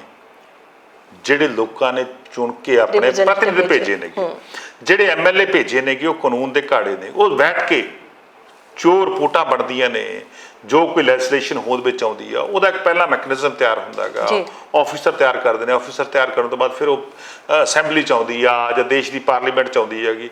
ਉਹ ਜਿਹੜੀਆਂ ਵਿਧਾਨ ਸਭਾ ਗਈ ਉੱਥੇ ਕਾਨੂੰਨ ਬਣਾਏ ਜਾਂਦੇ ਨੇਗੇ, ਨਵੇਂ ਕਾਨੂੰਨ ਬਣਾਏ ਜਾਂਦੇ ਨੇ। ਉਹ ਨਵੇਂ ਕਾਨੂੰਨ ਦੀ ਲੈਜਿਸਲੇਸ਼ਨ ਦੀ ਪਰਿਭਾਸ਼ਾ ਕੀ ਹੁੰਦੀ ਆ? ਲੋਕਾਂ ਦੀ ਵੈਲਫੇਅਰ, ਲੋਕਾਂ ਦੀ ਭਲਾਈ ਲਈ ਕਾਨੂੰਨ ਹੋਂਦ ਵਿੱਚ ਆਉਂਦੇ ਨੇਗੇ। ਇਸ ਲਈ ਵਿਧਾਨ ਸਭਾ ਗਈ। ਸੋ ਉਹ ਵਿਧਾਨ ਸਭਾ ਦੇ ਅੰਦਰ ਵਿਧਾਨ ਸਭਾ ਦਾ ਸੈਸ਼ਨ ਕਿਸ ਕੰਮ ਲਈ ਬੁਲਾਇਆ ਜਾਂਦਾ ਹੈਗਾ ਕਿ ਅਸੀਂ ਕਾਨੂੰਨ ਪਾਸ ਕਰਨੇ ਨੇ। ਜੇ ਸਾਡੇ ਕਾਨੂੰਨ ਸਹੀ ਨੇ, ਜੇ ਸਾਡੀ ਜਿਹੜੀ ਆ ਉਹਨਾਂ ਦੀ ਸੰਵਿਧਾਨਕ ਮਾਨਤਾ ਗਈ, ਉਹ ਐਸ ਪਰ ਲਾਅ ਬਣਾਏ ਗਏ ਨੇ, ਐਸ ਪਰ ਸੰਵਿਧਾਨ ਕੰਸਟੀਟਿਊਸ਼ਨ ਆਫ ਇੰਡੀਆ ਬਣਾਏ ਗਏ ਨੇਗੇ, ਤਾਂ ਫਿਰ ਵਿਧਾਨ ਸਭਾ ਦਾ ਸੈਸ਼ਨ ਇਲੀਗਲ ਕਿਵੇਂ ਹੋ ਗਿਆ ਜੀ? ਫਿਰ ਸੈਸ਼ਨ ਵੀ ਲੀਗਲ ਆ ਕਿਉਂਕਿ ਸੈਸ਼ਨ ਦੇ ਦੌਰਾਨ ਹੀ ਪਾਸ ਕੀਤੇ ਜਾਣੇ ਨੇ ਨਾ, ਸੈਸ਼ਨ ਤੋਂ ਬਾਹਰ ਤਾਂ ਪਾਸ ਨਹੀਂ ਹੋ ਸਕਦੇ। ਜਾਂ ਤਾਂ ਮਾਨਯੋਗ ਗਵਰਨਰ ਸਾਹਿਬ ਇਹ ਸੁਜੈਸਟ ਕਰ ਦੇਣ ਕਿ ਬਿੱਲ ਸੈਸ਼ਨ ਤੋਂ ਬਾਹਰ ਵੀ ਪਾਸ ਹੋ ਸਕਦੇ ਨੇ। ਬਿੱਲ ਤਾਂ ਪੰਜਾਬ ਦੀ ਵਿਧਾਨ ਸਭਾ ਦੇ ਅੰਦਰ ਹੀ ਪਾਸ ਹੋਣਾਗਾ। ਸੋ ਜਦੋਂ ਵਿਧਾਨ ਸਭਾ ਦੇ ਅੰਦਰ ਬਿੱਲ ਪਾਸ ਹੋਣਾਗਾ ਤਾਂ ਉਹਨੂੰ ਰੋਕਣਾ ਮੈਂ ਸਮਝਦਾ ਬਿਲਕੁਲ ਜਾਇਜ਼ ਨਹੀਂ। ਇਹ ਕਾਨੂੰਨ ਦੀ ਭਾਰੀ ਘੋਰ ਅਵਗਿਆ ਗਈ। ਇਹ ਜਿਹੜਾ ਹੈਗਾ ਮਾਨਯੋਗ ਗਵਰਨਰ ਸਾਹਿਬ ਨੂੰ ਇਹਨੂੰ ਸੋਧ ਕਰਨਾ ਚਾਹੀਦਾ ਔਰ ਸਾਨੂੰ ਸੈਸ਼ਨ ਬੁਲਾਉਣ ਦੀ ਆਗਿਆ ਦੇਣੀ ਚਾਹੀਦੀ ਆ। ਅਸੀਂ ਪੰਜਾਬ ਦੇ ਭਲੇ ਲਈ ਜੋ ਕਾਨੂੰਨ ਬਣਾ ਰਹੇ ਹਾਂ, ਜੋ ਦੇਸ਼ ਦੀ ਸਰਵਉੱਚ GST ਦੀ ਜਿਹੜੀ ਕੌਂਸਲ ਆ ਉਹਨੇ ਪਾਸ ਕੀਤਾ ਗਾ ਔਰ ਦੇਸ਼ ਦੀ ਸਰਵਉੱਚ ਪਾਰਲੀਮੈਂਟ ਨੇ ਪਾਸ ਕੀਤਾ ਗਾ ਔਰ ਦੇਸ਼ ਦੇ ਬਹੁਤ ਸਾਰੇ ਸੂਬਿਆਂ 'ਚ, ਮੈਕਸਿਮਮ ਸੂਬਿਆਂ 'ਚ ਇਹ ਐਕਟ ਲਾਗੂ ਹੋ ਚੁੱਕਿਆ ਔਰ ਪੰਜਾਬ ਪਿੱਛੇ ਰਹਿ ਗਿਆ ਗਾ। ਸੋ ਮੈਂ ਸਮਝਦਾ ਇਹਦੇ ਲਈ ਮਾਨਯੋਗ ਗਵਰਨਰ ਸਾਹਿਬ ਨੂੰ ਆਪਣਾ ਤੁਰੰਤ ਜਿਹੜਾ ਬਿੱਲ ਪਾਸ ਕਰਕੇ ਭੇਜ ਦੇਣੇ ਚਾਹੀਦੇ ਨੇ ਔਰ ਤੁਰੰਤ ਸੈਸ਼ਨ ਬੁਲਾਉਣ ਦੀ ਵੀ ਆਗਿਆ ਦੇਣੀ ਚਾਹੀਦੀ। ਔਰ ਦੂਸਰਾ, ਤੁਸੀਂ ਕਿਹਾ ਕਿ ਫਾਈਨੈਂਸ਼ੀਅਲ ਹੈਲਥ, ਬਿਲਕੁਲ ਇਹ ਪੰਜਾਬ ਦੀ ਫਾਈਨੈਂਸ਼ੀਅਲ ਜਿਹੜੀ ਹੈਲਥ ਆ ਉਹ 'ਤੇ ਬਹੁਤ ਬੁਰਾ ਪ੍ਰਭਾਵ ਪਊਗਾ। ਜਿਹੜਾ ਟੈਕਸ ਸਾਨੂੰ ਆਨਲਾਈਨ ਗੇਮਿੰਗ ਤੋਂ ਆਉਣਾ ਸੀਗਾ ਜਾਂ ਸਾਨੂੰ ਸਟੈਂਪ ਤੋਂ ਆਉਣਾ ਸੀਗਾ, ਉਹਦੇ 'ਤੇ ਬਹੁਤ ਇੱਕ ਮਾੜਾ ਪ੍ਰਭਾਵ ਜਿਹੜਾ ਪੈ ਰਿਹਾ ਹੈਗਾ। ਸੋ ਮੈਂ ਸਮਝਦਾ ਕਿ ਇਹਦੀ ਭਰਪਾਈ ਨਹੀਂ ਹੋਣੀ ਹੈਗੀ। ਸੋ ਬਹੁਤ, ਕਿਉਂਕਿ ਆਲਰੇਡੀ ਪੰਜਾਬ ਇੱਕ ਕਰਜ਼ੇ ਵਾਲਾ ਸਟੇਟ ਮੰਨਿਆ ਜਾਂਦਾ ਹੈਗਾ। ਸੋ ਉਹਨੂੰ ਅਸੀਂ ਕੱਢਣ ਲਈ ਜ਼ੋਰਦਾਰ ਯਤਨ ਕਰ ਰਹੇ ਹਾਂ। ਸੋ ਸਾਨੂੰ ਇਸ ਤਰ੍ਹਾਂ ਦੀ ਲੈਜਿਸਲੇਸ਼ਨ ਲੈ ਕੇ ਆਉਣੀ ਚਾਹੀਦੀ ਆ। ਔਰ ਬਲਕਿ ਇਹਦੇ ਨਾਲ ਤਾਂ ਇਹ ਜਿਹੜਾ GST ਦਾ ਗਾ, ਇਹ ਤਾਂ ਗਵਰਨਮੈਂਟ ਆਫ ਇੰਡੀਆ ਨੂੰ ਪੈਸਾ ਜਾਊਗਾ, ਪੰਜਾਬ 'ਚ ਵੀ ਰਹੂਗਾ, ਗਵਰਨਮੈਂਟ ਆਫ ਇੰਡੀਆ ਨੂੰ ਚਾਹੀਦਾ ਜਾਊਗਾ ਪੈਸਾ। ਸੋ ਮੈਂ ਸਮਝਦਾ ਮਾਨਯੋਗ ਗਵਰਨਰ ਸਾਹਿਬ ਨੂੰ ਦੇਸ਼ ਦੀ ਸਰਵਉੱਚ ਸਰਵਉੱਚ ਜਿਹੜੀ ਸਾਡੀ ਪੰਚਾਇਤ ਆ, ਪਾਰਲੀਮੈਂਟ, ਉਹਦਾ ਵੀ ਸਨਮਾਨ ਕਰਨਾ ਚਾਹੀਦਾ, GST ਕੌਂਸਲ ਦਾ ਸਨਮਾਨ ਕਰਨਾ ਚਾਹੀਦਾ, ਪੰਜਾਬ ਦੀ ਵਿਧਾਨ ਸਭਾ ਦਾ ਸਨਮਾਨ ਕਰਨਾ ਚਾਹੀਦਾ ਔਰ ਸੰਵਿਧਾਨ ਦਾ ਸਨਮਾਨ ਕਰਨਾ ਚਾਹੀਦਾ ਔਰ ਸੰਵਿਧਾਨ ਦੀ ਜਿਹੜੀ ਕਾਨੂੰਨ ਘਾੜਨੀ ਆ ਵਿਧਾਨ ਸਭਾ ਦਾ ਸਨਮਾਨ ਜਿਹੜਾ ਮਾਨਯੋਗ ਗਵਰਨਰ ਸਾਹਿਬ ਨੂੰ ਕਰਨਾ ਚਾਹੀਦਾ। ਬਲਕਿ ਇਹ ਕਰਕੇ ਉਹ ਕਿਤੇ ਨਾ ਕਿਤੇ ਸਾਰੀਆਂ ਇੰਸਟੀਟਿਊਸ਼ਨ ਨੂੰ, ਦੇਸ਼ ਦੀਆਂ ਸਰਵਉੱਚ ਜਿਹੜੀਆਂ ਇੰਸਟੀਟਿਊਸ਼ਨ ਨੇ ਉਹਨਾਂ ਨੂੰ ਸੱਟ ਮਾਰ ਰਹੇ ਨੇ। ਇਹ ਮੈਂ ਸਮਝਦਾ ਦੇਸ਼ ਦੇ ਲੋਕਾਂ ਨੂੰ ਬਰਦਾਸ਼ਤ ਨਹੀਂ ਹੈਗਾ ਜੀ। ਜਿੱਦੋਂ ਤੱਕ ਗੱਲ ਕਰੀਏ, ਤੁਸੀਂ ਫਿਰ ਫਾਈਨੈਂਸਿਸ ਤੇ ਵਾਪਸ ਆਨੇ ਆ, ਕਹਿੰਦੇ ਜੀ ਕੱਲ ਜਿਵੇਂ ਗੱਲ ਇੱਕ ਸਾਹਮਣੇ ਆਈ ਸੀਗੀ ਕਿ 25 ਲੱਖ ਰੁਪਇਆ ਜਿਹੜਾ ਉਹ ਦੇਣਾ ਪਿਆ ਕਿਉਂਕਿ ਪਿਛਲੀ ਵਾਰ ਜਦੋਂ ਸੁਪਰੀਮ ਕੋਰਟ 'ਚ ਜਾਣਾ ਪਿਆ ਸੀ ਤਾਂ ਡੈਫੀਨੇਟਲੀ ਉੱਥੇ ਜਿਹੜਾ ਖਰਚਾ ਹੈਗਾ, ਵਕੀਲ ਦਾ ਖਰਚਾ ਹੈਗਾ, ਹੋਰ ਸਾਰਾ ਖਰਚਾ ਹੈਗਾ। ਤੇ ਉਹ ਕਹਿੰਦੇ ਜੀ ਜਿਹੜਾ ਕੱਲ ਇਜਲਾਸ ਕੀਤਾ ਸੀ ਉਹ ਵੀ ਅਜਾਈਂ ਚਲਾ ਗਿਆ ਤੇ ਉਹਦਾ ਜਿਹੜਾ 70-75 ਹਜ਼ਾਰ ਰੁਪਏ ਦਾ ਖਰਚਾ ਜਿਹੜਾ ਆਇਆ ਹੈਗਾ ਉਹ ਵੀ ਫਾਈਨੈਂਸ ਦੀਆਂ ਫਿਗਰਸ ਦੇ ਵਿੱਚ ਜਿਹੜਾ ਹੈ ਵਿਰੋਧੀ ਧਿਰਾਂ ਜਿਹੜੀਆਂ ਉਹਨੂੰ ਤੋਲ ਰਹੀਆਂ ਸੀਗੀਆਂ। ਕੀ ਕਹੋਗੇ? ਦੇਖੋ, ਇਹ ਕਾਨੂੰਨੀ ਪ੍ਰਕਿਰਿਆਵਾਂ ਹੈਗੀਆਂ, ਇਹਦੇ 'ਤੇ ਬਿਲਕੁਲ ਪੈਸਾ ਜਿਹੜਾ ਲੱਗਦਾ ਗਾ, ਪੈਸਾ ਜਦੋਂ ਅਸੀਂ ਸਰਵਉੱਚ ਅਦਾਲਤ ਦੇ ਵਿੱਚ ਜਾਵਾਂਗੇ ਤਾਂ ਸਾਨੂੰ ਉੱਥੇ ਬਿਲਕੁਲ ਅੱਛੇ ਵਕੀਲ ਵੀ ਕਰਨੇ ਪੈਣਗੇ, SYL ਦਾ ਮਾਮਲਾ ਹੈਗਾ ਉਹਦੇ ਲਈ ਬਹੁਤ ਅੱਛੇ ਵਕੀਲ ਕੀਤੇ ਨੇਗੇ। ਇਹ ਕਾਨੂੰਨ ਦੀ ਜਿਹੜੇ ਜੋ ਡੈਡਲੌਕ ਪੈਦਾ ਹੋਇਆ ਗਾ ਉਹਨੂੰ ਤੋੜਨ ਦੇ ਲਈ ਸਰਵਉੱਚ ਅਦਾਲਤ ਤੋਂ ਅਸੀਂ ਇੰਟਰਵੀਸ਼ਨ ਚਾਹਾਂਗੇ ਕਿ ਇੰਟਰਵੀਨ ਕਰਨ, ਉਹ ਆ ਕੇ ਇੰਟਰਵੀਨ ਕਰਕੇ ਸਾਡੇ ਇਸ ਮਾਮਲੇ ਦਾ ਹੱਲ ਕਰਨ। ਉਹਦੇ ਲਈ ਜਾਣਾ ਪਊਗਾ। ਇਹਦੀ ਕਾਨੂੰਨੀ ਪ੍ਰਕਿਰਿਆ ਦੇ ਪੈਸੇ ਖਰਚ ਹੁੰਦੇ ਨੇ, ਪਰ ਲੇਕਿਨ ਇਹ ਪੈਸੇ ਤਾਂ ਖਰਚ ਹੋ ਰਹੇ ਨੇ ਕਿ ਮਾਨਯੋਗ ਗਵਰਨਰ ਸਾਹਿਬ ਦੇ, ਮੈਂ ਸਮਝਦਾ ਕਾਨੂੰਨੀ ਸਲਾਹਕਾਰ ਨੇ ਜਿਹੜੀ ਉਹਨਾਂ ਨੂੰ ਸਲਾਹ ਅੱਛੀ ਨਹੀਂ ਦੇ ਰਹੇ। ਸਲਾਹ ਜਿਹੜੀ ਆ ਪੋਲੀਟੀਕਲ ਮੋਟੀਵੇਟਡ ਆ, ਜਿਹੜੀ ਸਲਾਹ ਹੈਗੀ ਉਹਨਾਂ ਦੀ ਉਹ ਪੋਲੀਟੀਕਲ ਮੋਟੀਵੇਟਡ ਆ। ਇਦਾਂ ਦੀ ਸਲਾਹ ਨਹੀਂ ਦੇਣੀ ਚਾਹੀਦੀ, ਬਲਕਿ welfare of the state. Governor ਕਿਸ ਲਈ ਲਾਇਆ ਗਿਆ? ਗਵਰਨਰ ਕਿਸ ਲਈ ਲਾਇਆ ਗਿਆ?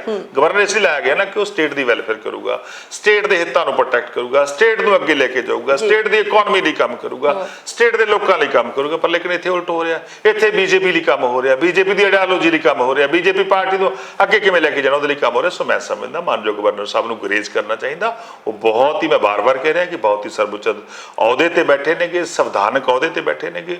ਉਸ ਸੰਵਿਧਾਨਕ ਅਹੁਦੇ ਦਾ ਮਾਨ ਸਨਮਾਨ ਜਿਹੜਾ ਬਾਹਰ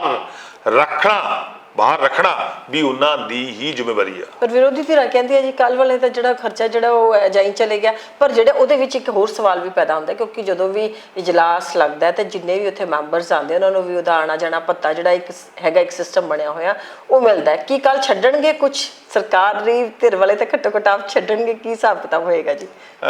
ਦੇਖੋ, ਮੈਂ ਸਮਝਦਾ ਵਿਧਾਨ ਸਭਾ ਜਿਹੜੀ ਉਹ ਕੰਟੀਨਿਊ ਚੱਲਦੀ ਰਹਿੰਦੀ ਹੈ। ਵਿਧਾਨ ਸਭਾ ਦੀਆਂ ਬਹੁਤ ਸਾਰੀਆਂ ਸਬ ਕਮੇਟੀਆਂ, ਬਹੁਤ ਸਾਰੀਆਂ ਕੰਸਟੀਟਿਊਸ਼ਨ ਕੰਮ ਹੁੰਦੇ ਰਹਿੰਦੇ ਨੇ ਕਿ ਵਿਧਾਨ ਸਭਾ ਲਗਾਤਾਰ ਇਨ ਵਰਕਿੰਗ ਕੰਡੀਸ਼ਨ 'ਚ ਹੁੰਦੀ ਹੈ। ਸੋ ਸਾਰੇ ਵਿਧਾਇਕ, ਆਪਣੇ ਜਿਹੜੇ ਚੁਣੇ ਹੋਏ ਵਿਧਾਇਕ ਨੇ, ਉਹਨਾਂ ਦਾ ਵੀ ਇੱਕ ਮਾਣ ਪੱਤਾ ਰੱਖਿਆ ਗਿਆ ਗਾ, ਕਿਉਂਕਿ ਉਹਨਾਂ ਨੇ ਵੀ ਆਉਣਾ ਜਾਣਾ, ਆਪਦੀ ਗੱਡੀ ਲੈ ਕੇ ਆਉਣੀ, ਲੋਕਾਂ ਦੇ ਕੰਮ ਵੀ ਕਰਨੇ, ਲੋਕਾਂ ਦੇ ਦੁੱਖਾਂ ਸੁੱਖਾਂ ਦੇ ਵਿੱਚ ਵੀ ਜਾਣਾ, ਔਰ ਦੂਸਰਾ ਆਪਦੇ ਇਲਾਕਿਆਂ ਦੀ ਡਿਵੈਲਪਮੈਂਟ ਦੀ ਵੀ ਗੱਲ ਕਰਨੀ। ਬਹੁਤ ਸਾਰੇ ਉਹਨਾਂ ਨੇ ਕਾਲ ਅਟੈਂਸ਼ਨ ਮੋਸ਼ਨ, ਸੰਵਿਧਾਨਕ ਜਿਹੜੀਆਂ ਸ਼ਕਤੀਆਂ ਵਿਧਾਇਕ ਸਾਹਿਬਾਨ ਨੂੰ ਮਿਲੀਆਂ ਹੁੰਦੀਆਂ ਉਹਨਾਂ ਦਾ ਵੀ ਪ੍ਰਯੋਗ ਕਰਨਾ। ਸੋ ਮੈਂ ਸਮਝਦਾ ਗਾ ਇੰਨੇ ਕੁ ਤਾਂ ਖਰਚੇ ਜਿਹੜੇ ਨੇਗੇ ਉਹ ਹੋਣੇ ਲਾਜ਼ਮੀ ਹੁੰਦੇ ਨੇਗੇ। ਸੋ ਇਹ ਕੋਈ ਵੱਡਾ ਇਸ਼ੂ ਨਹੀਂ। ਵੱਡੇ ਇਸ਼ੂ ਜਿਹੜੇ ਨੇਗੇ ਉਹ ਇਹ ਨੇਗੇ ਕਿ SYL ਜਿਹੜੀ ਨਹਿਰ ਨੂੰ ਬਿਲਕੁਲ, ਜਿਹੜੀ ਕਿ ਮੈਂ ਸਮਝਦਾ ਸ਼੍ਰੋਮਣੀ ਅਕਾਲੀ ਦਲ, BJP ਔਰ ਕਾਂਗਰਸ ਪਾਰਟੀ ਦੇ ਪੈਦਾ ਕੀਤਾ ਹੋਇਆ ਇੱਕ ਬਹੁਤ ਵੱਡਾ ਇਸ਼ੂ ਆ। ਉਹਨਾਂ ਨੇ ਪੰਜਾਬ ਦਾ ਪਾਣੀ ਵੇਚਿਆ। ਕਾਂਗਰਸ ਪਾਰਟੀ ਦੇ ਉਸ ਸਮੇਂ ਦੇਸ਼ ਦੇ ਪ੍ਰਧਾਨ ਮੰਤਰੀ ਇੰਦਰਾ ਗਾਂਧੀ ਜੀ ਨੇ ਡਿਸਾਈਡ ਕੀਤਾ, ਔਰ ਉਸ ਤੋਂ ਬਾਅਦ ਸ਼੍ਰੋਮਣੀ ਅਕਾਲੀ ਦਲ BJP ਨੇ ਉਹਦਾ ਸਾਥ ਨਿਭਾਇਆ, ਔਰ ਫਿਰ ਕਾਂਗਰਸ ਪਾਰਟੀ ਦੇ ਸਾਬਕਾ chief minister captain Amarinder Singh ਨੇ ਚਾਂਦੀ ਦੀ ਕਹੀ ਲੈ ਕੇ ਟੱਕ ਲਾ ਕੇ ਉਹਦਾ ਸਲਾਹ-ਨਿਆਸ ਕੀਤਾ। ਸਾਰੀਆਂ ਗੱਲਾਂ ਉਹਨਾਂ ਦੇ ਹਿੱਸੇ ਆਉਂਦੀਆਂ ਨੇ। ਸਾਰਾ ਕੁਝ ਇਹ ਜਿਹੜਾ ਬਰਬਾਦੀ ਦਾ ਕੰਮ, ਪੰਜਾਬ ਦੇ ਪਾਣੀਆਂ ਦੀ ਬਰਬਾਦੀ, ਪੰਜਾਬ ਦੇ ਆਰਥਿਕ ਸੋਮਿਆਂ ਦੀ ਬਰਬਾਦੀ, ਪੰਜਾਬ ਵਿੱਚ ਨਸ਼ੇ ਲੈ ਕੇ ਆਉਣਾ, ਇਹ ਸਾਰਾ ਕੁਝ ਅਕਾਲੀ ਦਲ, BJP ਔਰ ਕਾਂਗਰਸ ਪਾਰਟੀ ਦੇ ਹਿੱਸੇ ਆਉਂਦਾ ਗਾ। ਬਿਲਕੁਲ ਸਾਨੂੰ ਪੰਜਾਬ ਦੇ ਲੋਕਾਂ ਨੇ ਬਹੁਤ ਭਾਰੀ ਬਹੁਮਤ 92 MLA ਚੁਣ ਕੇ ਭੇਜੇ ਨੇ। ਸਾਡਾ ਇਹੀ ਡਿਊਟੀ ਲਾਈ ਆ ਕਿ ਸਾਰਾ ਕੁਝ ਜੋ ਵਿਗਾੜ ਕਾਂਗਰਸ ਪਾਰਟੀ, ਅਕਾਲੀ ਦਲ, BJP ਨੇ ਪਾਇਆ ਉਹਨੂੰ ਠੀਕ ਕਰ ਲਾਂਗੇ। ਇਸੇ ਗੱਲ ਕਰਕੇ ਡਿੱਕੇ ਡਾ ਰਹੇ ਨੇ, ਇਸੇ ਗੱਲ ਕਰਕੇ ਕਾਂਗਰਸ ਪਾਰਟੀ ਡਿੱਕੇ ਡਾਉਂਦੀ ਹੈ, ਇਸੇ ਗੱਲ ਕਰਕੇ ਅਕਾਲੀ ਦਲ, BJP ਡਿੱਕੇ ਡਾ ਰਹੇ ਨੇ, ਕਿਉਂਕਿ ਇਹਨਾਂ ਨੇ ਪੰਜਾਬ ਨੂੰ ਬਰਬਾਦ ਕਰਨ 'ਚ ਆਪਣਾ ਰੋਲ ਨਿਭਾਇਆ। ਅੱਜ ਇਹ ਜਿਹੜਾ ਮਾਫੀਆ ਨੇ ਚਲਾਇਆ ਸੀ, ਅੱਜ ਫੇਰ ਉਹਨੂੰ ਅਸਿੱਧੇ ਢੰਗ ਨਾਲ ਕਿਤੇ ਨਾ ਕਿਤੇ ਪ੍ਰੋਟੈਕਟ ਕਰਨ ਦਾ ਯਤਨ ਕਰ ਰਹੇ ਨੇ। ਪਰ ਲੇਕਿਨ ਸਰਦਾਰ ਭਗਵੰਤ ਸਿੰਘ ਮਾਨ ਜੀ ਦੀ ਸੋਚ, ਮਾਨਯੋਗ ਮੁੱਖ ਮੰਤਰੀ ਦੀ ਸੋਚ ਔਰ ਅਰਵਿੰਦ ਕੇਜਰੀਵਾਲ ਜੀ ਦੀ ਸੋਚ ਜਿਹੜੀ ਆ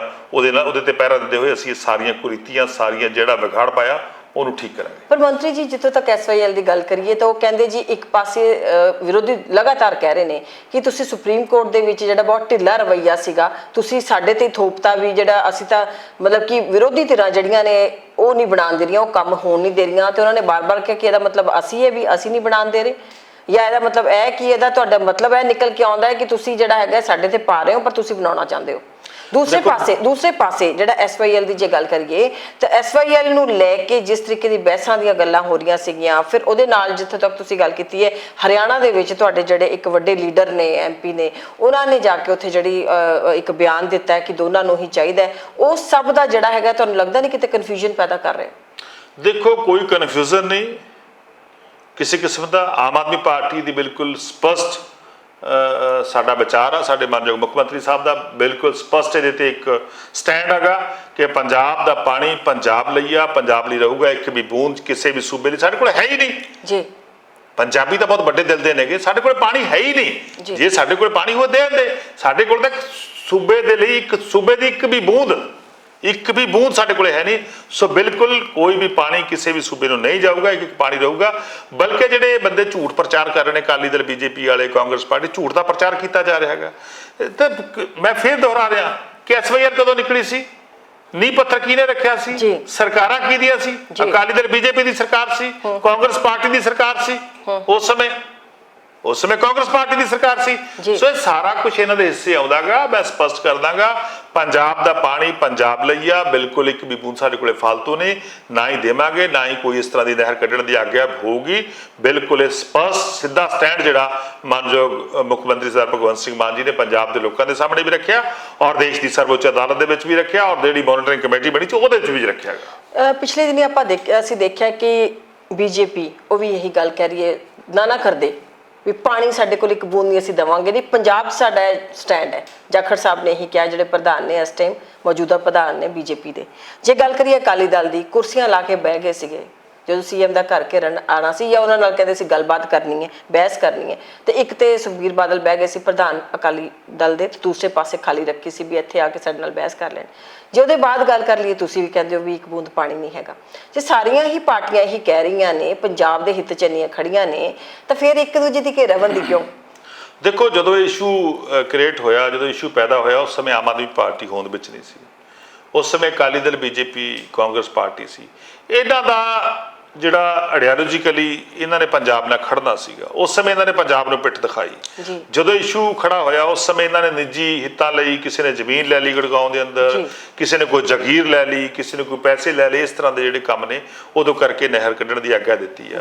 ਸੋ ਅਸੀਂ ਤਾਂ ਬਿਲਕੁਲ ਸਪਸ਼ਟ ਕਰਦੇ ਕਿ ਸਾਡਾ ਤਾਂ ਇਹਦੇ 'ਚ ਕੋਈ ਰੋਲ ਹੀ ਹੈ ਨਹੀਂ। ਆਮ ਆਦਮੀ ਪਾਰਟੀ ਦੀ ਸਰਕਾਰ ਦਾ 1% ਰੋਲ ਨਹੀਂ ਹੈਗਾ। ਸਾਨੂੰ ਇਹ ਬਲੇਮ ਕਰਨ ਦੀ ਜਿਹੜੀ ਕੋਸ਼ਿਸ਼ ਕਰ ਰਹੇ ਨੇ, ਪੰਜਾਬ ਦੇ ਬੱਚੇ ਨੂੰ ਪਤਾ ਗਾ ਕਿ ਜਦੋਂ ਨਹਿਰ ਨਿਕਲੀ, ਸ਼੍ਰੋਮਣੀ ਅਕਾਲੀ ਦਲ ਨੇ ਕੀ ਉਹਦਾ ਬੈਨੀਫਿਟ ਲਿਆ, ਕਾਂਗਰਸ ਪਾਰਟੀ ਨੇ ਕੀ ਬੈਨੀਫਿਟ ਲਿਆ, ਕੀ ਕਾਂਗਰਸ ਪਾਰਟੀ ਦਾ ਕੀ ਮਤਲਬ ਮਕਸਦ ਸੀਗਾ।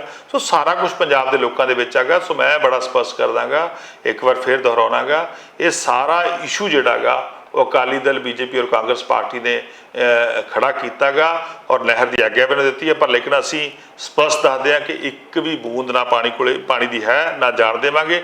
ਬਲਕਿ ਤੁਸੀਂ ਦੇਖ ਲਓ, ਜਦੋਂ ਕੈਪਟਨ ਸਾਹਿਬ ਦੀ ਸਰਕਾਰ ਸੀ, ਉਸ ਸਮੇਂ ਜਾਖੜ ਸਾਹਿਬ ਕੀ ਕਹਿੰਦੇ ਸੀਗੇ, ਅੱਜ ਕੀ ਕਹਿ ਰਹੇ ਨੇਗੇ। ਉਹਨਾਂ ਦੇ ਕਾਊਂਟਰ ਪਾਰਟ ਜਾ ਕੇ ਉਹ ਇੱਕ ਪਾਸੇ ਤਾਂ ਆ ਕੇ ਸਾਡੇ ਮਾਨਯੋਗ ਮੁੱਖ ਮੰਤਰੀ ਸਾਹਿਬ ਦਾ ਘਰ ਘੇਰਨ ਆਉਂਦੇ ਨੇ।